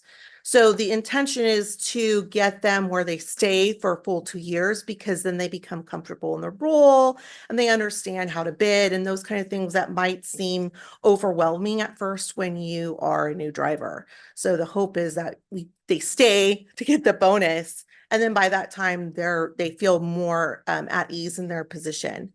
The on-the-spot job offering is something that we're going to do with this class that's coming up. We have interviews tomorrow, Wednesday, and Thursday. This is a whole new process. There's a team of about 10 of us. I'm looking at Norm and Marzette have gotten together, and we are all coordinating. So it's a group effort between operations, the Civil Rights Department, our drug and alcohol, as well as the whole HR department. So we will see how this goes. We've met quite a few times to come up with what we think we're going to do, and we're going to implement it starting tomorrow. Great. Yeah. That's good to hear. Thank you for Yeah, calling. congratulations, yeah, and on that front, I know that there's been a lot of changes and a lot of different incentives, so thank you so much for all the work that's been done. Thank you. Thank you. And my last on that is just congratulations for continuing to work and looking at the mentorship on the mentorship and apprenticeship programs with ATU. So thank you so much for continuing those efforts. And we might have an update. Norm, Marzette, and myself are working with a group. It's CTW or CTW? Yeah. So sorry about that.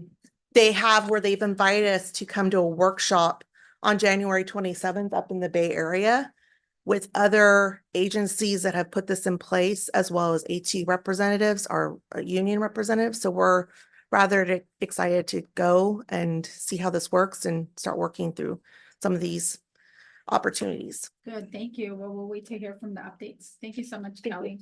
So just in the interest of time, directors, I'm going to be going through the items more quickly, so that way, but if you have any questions on any of them, please feel free to stop me. So on the next one is the zero emissions transition update. So I don't know if there's any additional questions on that. I know we talked extensively about some of the zero emission requirements. Zero.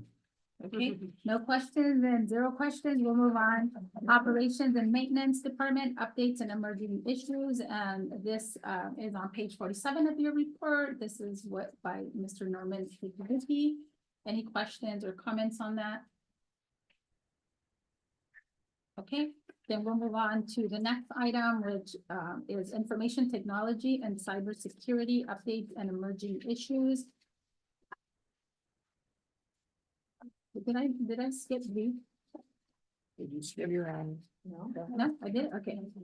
So we are information technology and cybersecurity updated emerging issues, and this is on page 53, and this is the report by Mr. Michael Coleman. Any questions on that specific item? Quick question. Yeah. How do you feel? Because this is a challenge for a lot of agencies, and you need to have a really kind of robust IT team to make sure staff are not falling for phishing scams and things that could compromise the security. I hate for us to be in a situation in the future, but to not let our guard down. Yeah. But It's not if, it's when. Yeah, it is. Exactly. And we have, Michael is here, but we just, we were using Alvarez technology. We've updated to a company called Ningio. And we test our employees. We send them phishing and scamming and determine, and it's done in not in a punitive way, but if they fall for it, you know, they're coached. We also have training that employees take their 30-second, no, sorry. There's several minutes each week, little video, and you have to pass the test and you get points. And our team has become very competitive, part of, I think, our achievement value, as far as some very unlikely staff members have the top scores in responding. And if you don't maintain a certain level of training, you lose your ability to work from home.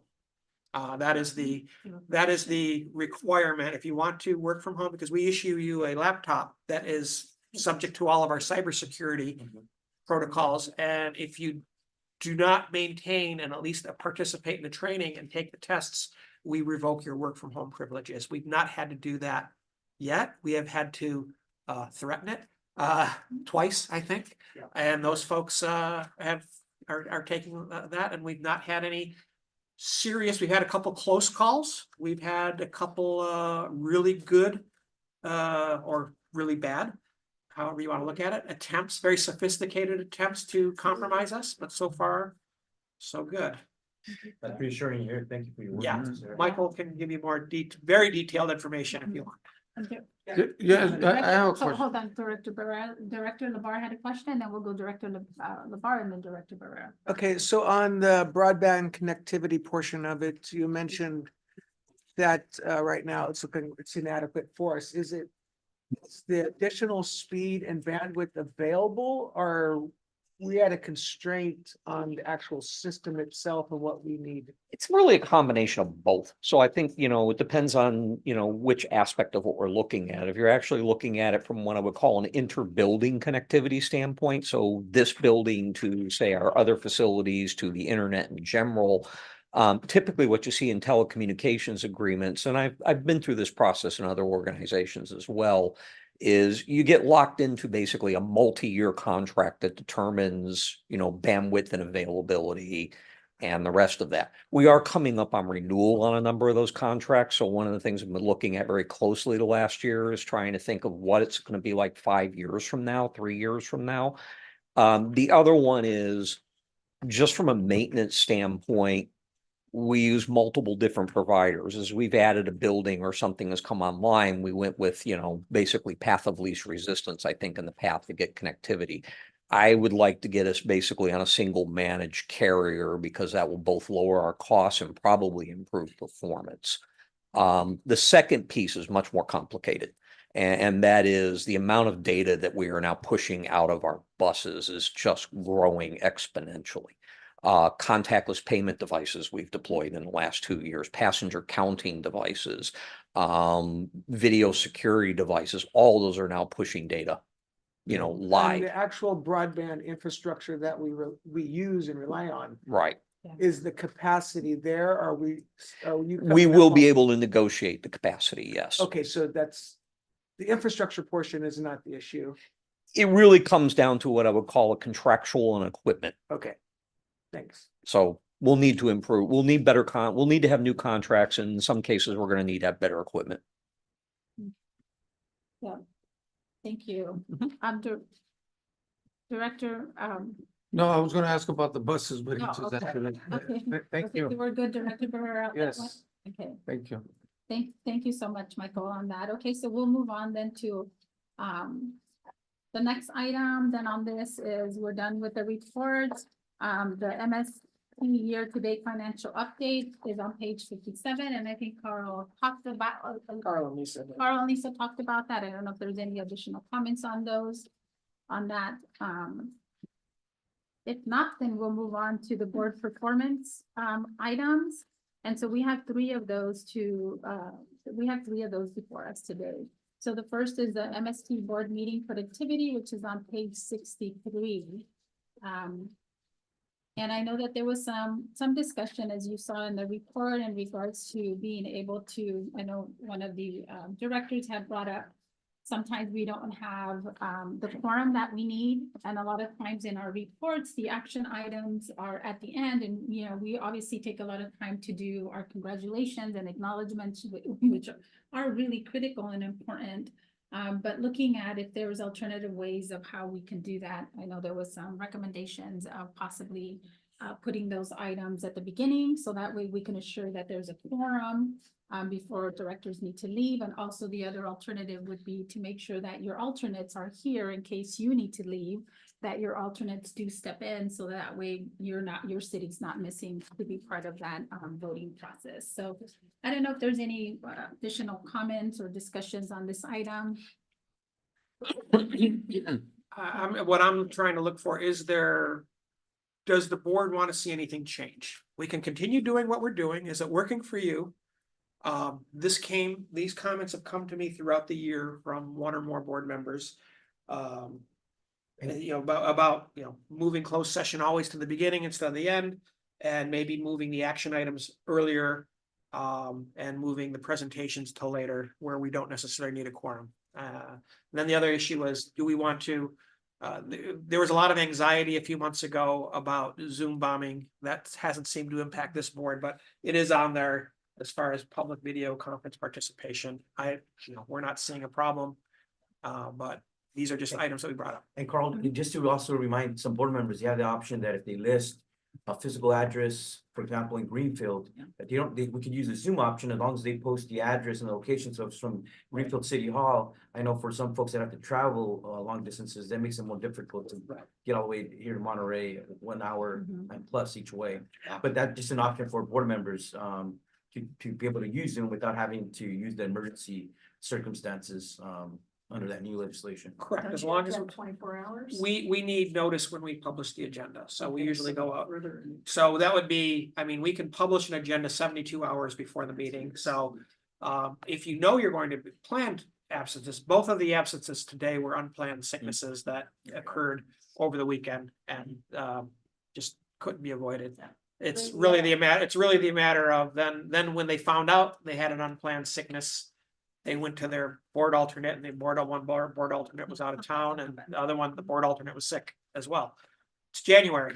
Yeah, January, and a lot of people are getting sick, so. But I appreciate that, and we can continue to work with the board members to remind them that they have a planned absence, to let us know. Yeah, because if it's a struggle, they could always have it on the agenda, and they can always Absolutely. choose to come here in person, or if emergency comes up, then they would already posted to be able to Zoom in from Greenfield. Absolutely. Absolutely, yeah, and utilization of the alternates when they're available is also really important. So is there, so with that, thank you, Carl. So with that, is there an interest from this board to be able to revise some of the agenda items and bring up the action items to more at the beginning, maybe after the consent agenda, we take on the action items and then go on to the recognition items? So looking at public participation, it's sometimes we have a lot and they're generally related to the action items and public comment. So bringing those closer together would be, I think, beneficial for the public. And while I like the presentations early on, I don't think that's too far off, and it's easier for MST. One item I thought about, the reason we do the public comments not on the agenda and the public and the recognition early first is because people show up, and we've been attempting to be respectful of their time.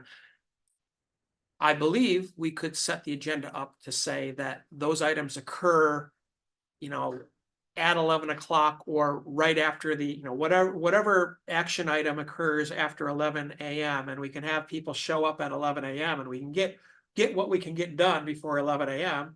and then have, the employees who are being recognized or public that want to show up, let them know this is going to happen at or near 11 o'clock. Right after that 11 o'clock item ends, we on the agenda, when that happens, be a little work with the chair to say, okay, we're going to go to public comments now, or we're going to go to public comments not on the agenda, we're going to go to recognition now.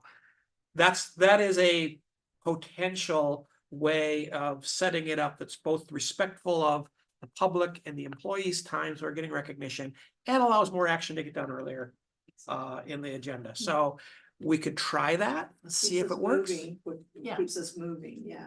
And especially, I think, to address some of the quorum issues, right, and making sure that those action items, that everybody's here to vote on those action items, that I think is really important for this board. Okay, so with that, we'll try it. Is the. Does the that, consensus- does the council have consensus? any issue with that, or, because it is a matter of agenda and, So I would just like to emphasize that if you are amending your agenda saying that specific items are gonna be starting at or around, say, 11, right? then if you conclude the earlier part of the meeting first, you are gonna have to wait until that 11 o'clock item, Yeah. or time to hear that item. So that does create a little bit of a potential issue, but it, you know. I don't think there's we've no ever harm had a in meeting trying. end before Never. 11. Can we try that? Would you want to try to end the meeting before Let's try it 11? right now. Motion to adjourn? Try to. We're trying to move it along. Or what we do is just, So- chair and any I- future chairs manage Yeah. that time better. Mhm. And keep- Yeah. It is difficult to change. But I agree with what you're saying on the employee recognitions are important. Yeah. Yeah, And family was just here. I forgot about that. yeah. So we wanted to let them know when to show up. Yeah. Yeah, so, Yeah, okay. I, So, Jeff? Jeff, yeah, I would Director just say that I know that there are, Fora was the perfect example of an agency that had public comment at the end of the meeting. And which I think was just kind of a disaster. And I think, well, with respect to sort of the public comment part of the stuff that we're talking about, people call in, they're sort of they don't really know how these meetings works. They call in. And I think we should, I would like it if we made a bit of an attempt to accommodate the few people that call in or come to a meeting, and we kept public comment at the beginning of the meeting. Okay. The employee recognition, those are people that have coaching, their supervisor or whoever tells them come at 11 and, blah, blah, blah, but the public is not like that. They just show up at our door.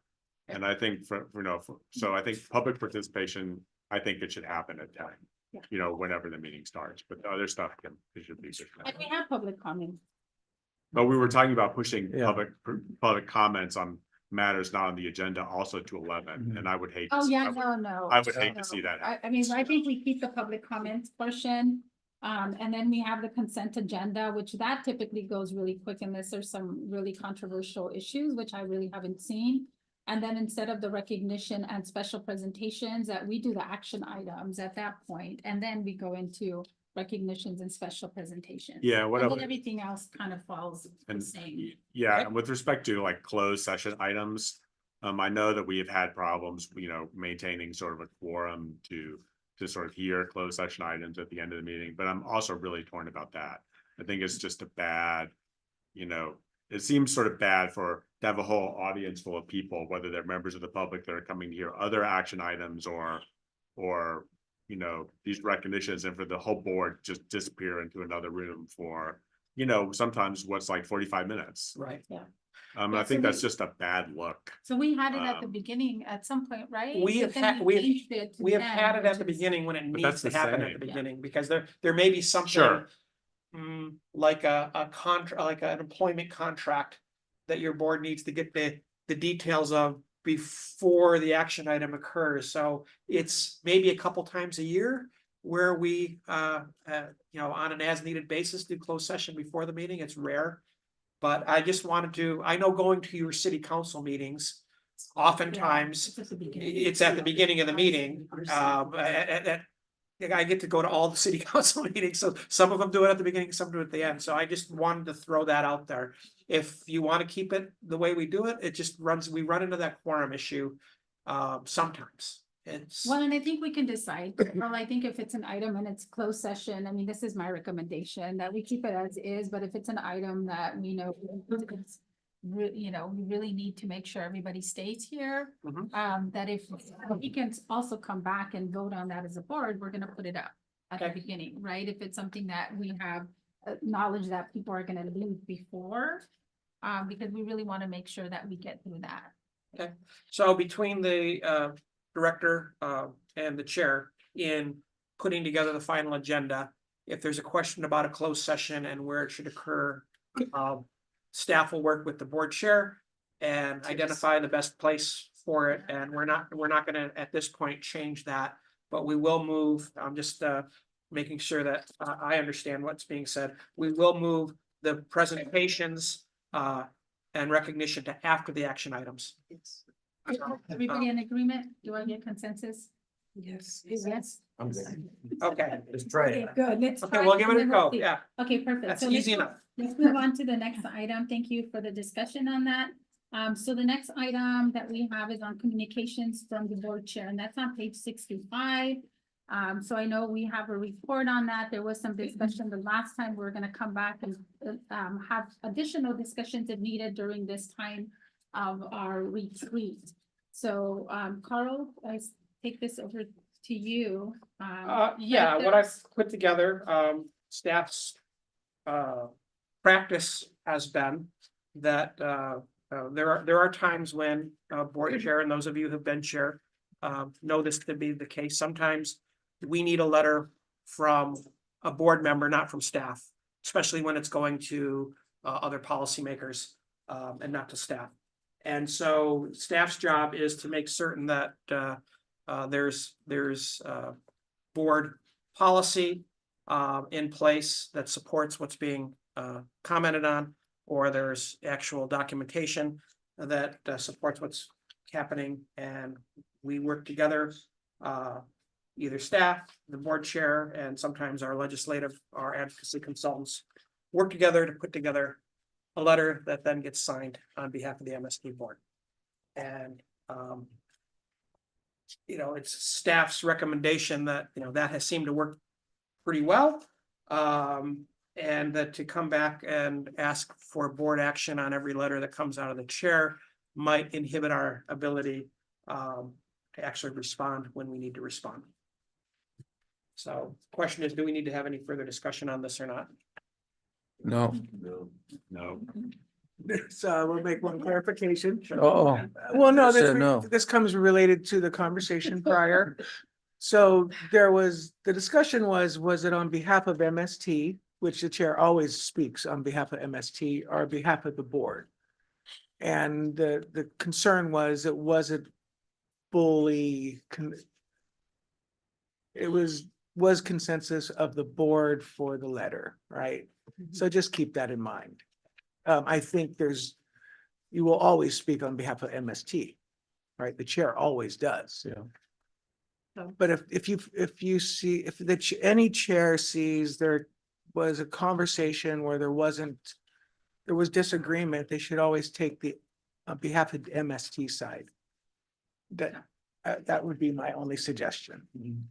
Thank you for that suggestion. Okay, so if no further discussion, and thank you for that suggestion, then we will move on to item 3, which is paperless MST board meeting agenda, and that's on page 67. It's a sin. So I know most of our cities have gone through the paperless, moving through paperless agendas. I am trying that for me as well. But that was a recommendation. I know obviously there's still directors that prefer the paper.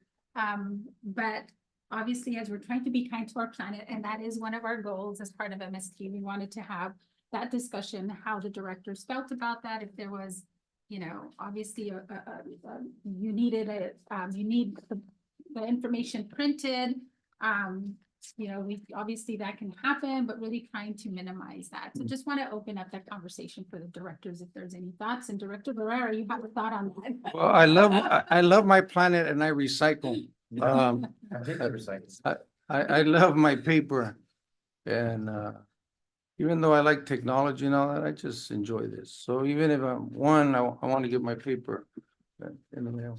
Thank you.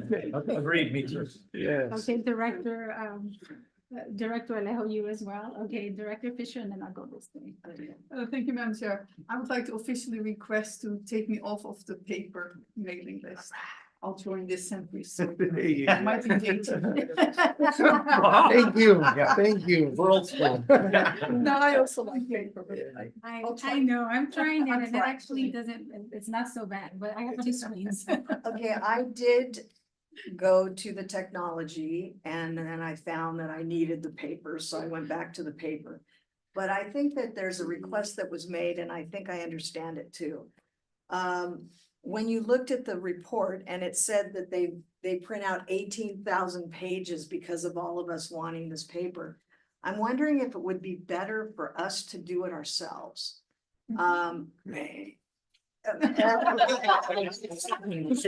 mean, I think what I have found in my city Don't council. take jobs away. Because our city council, we have over 200 pages that we have on our agendas.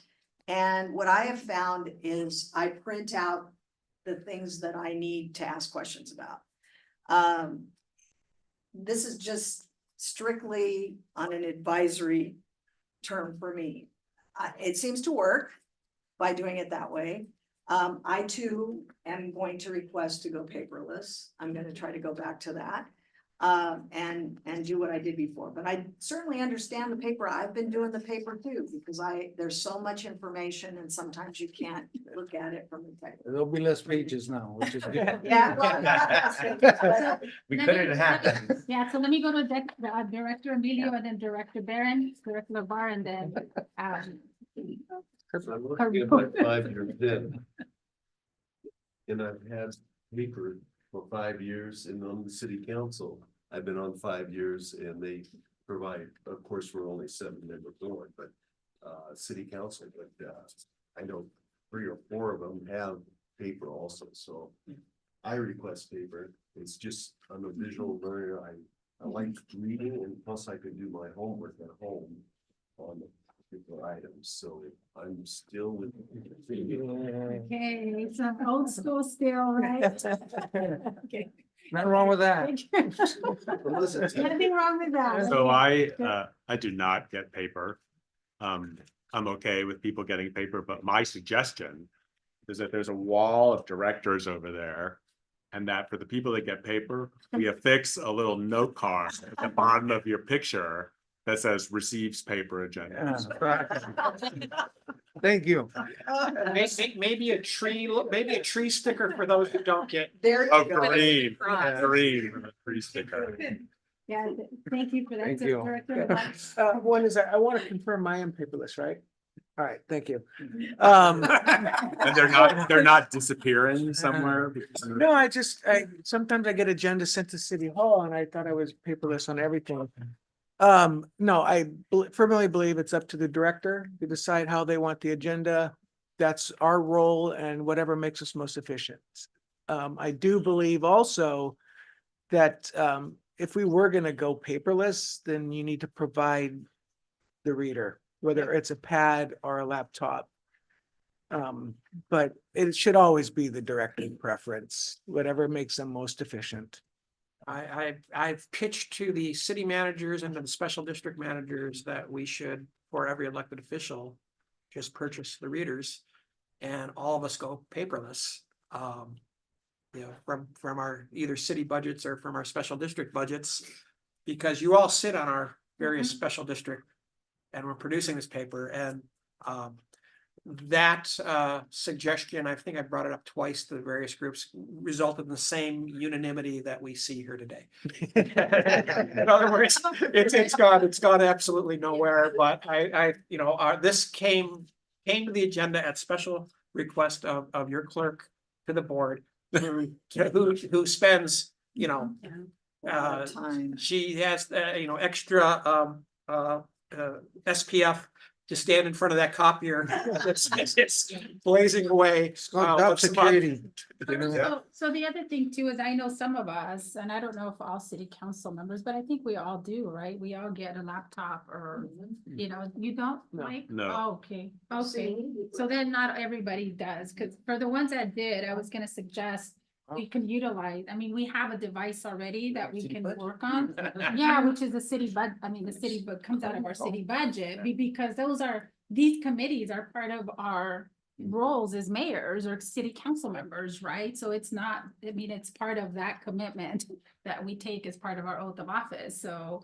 But if not so it doesn't work if not every city provides you with one. Can I add something, Madam Chair? So yeah, as a newly elected council member, that was one of my first requests, to have a separate laptop for my city work. And the city of Marina has done that.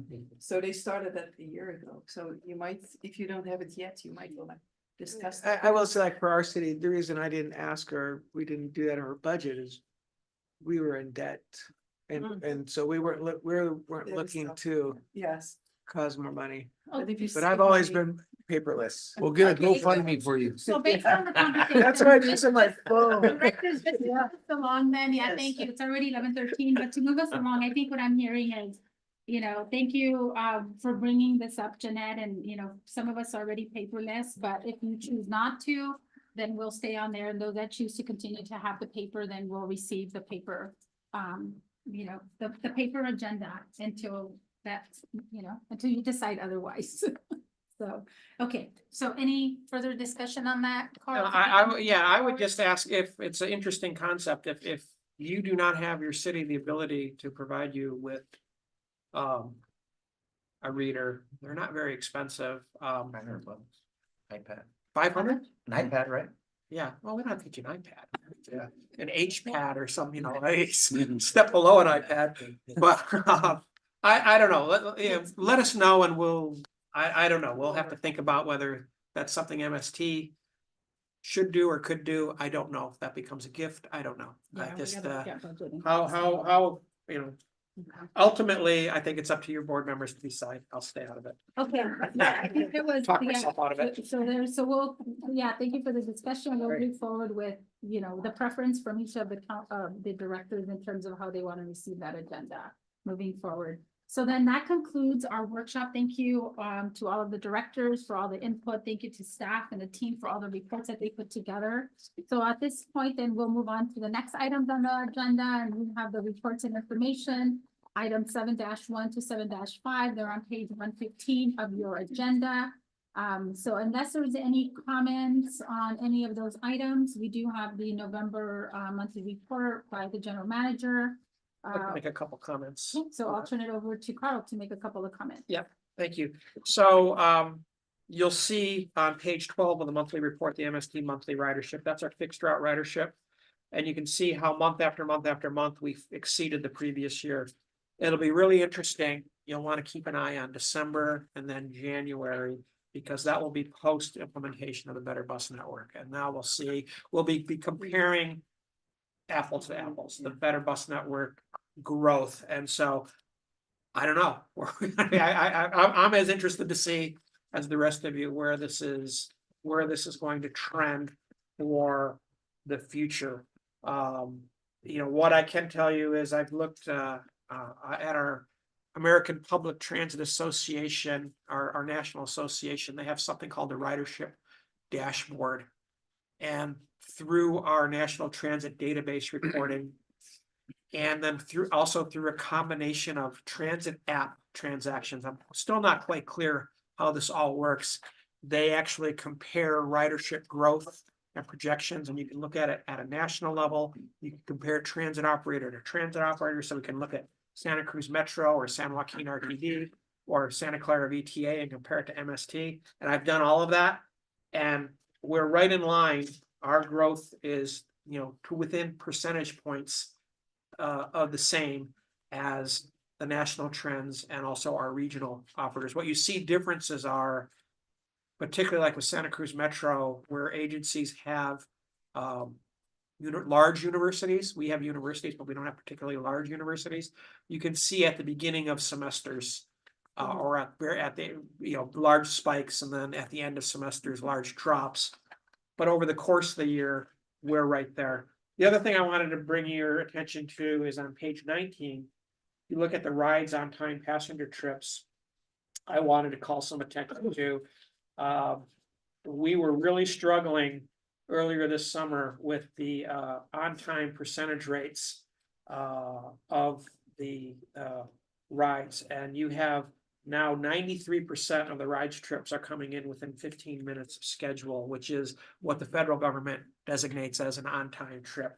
We were as low as, let's see, we were pretty low at points earlier this year, 82% maybe, and you had percentages of 30 to 60 minute or more than 60 minutes. You don't see any of that occurring now in this last month. So this is where they have been successful in getting people hired and trained, and also our staff, Kevin Elshouse, who isn't here today, but Marzette and his group as well, and Norm, have been meeting regularly with our contractor to MB and trying to work with them to improve on this number.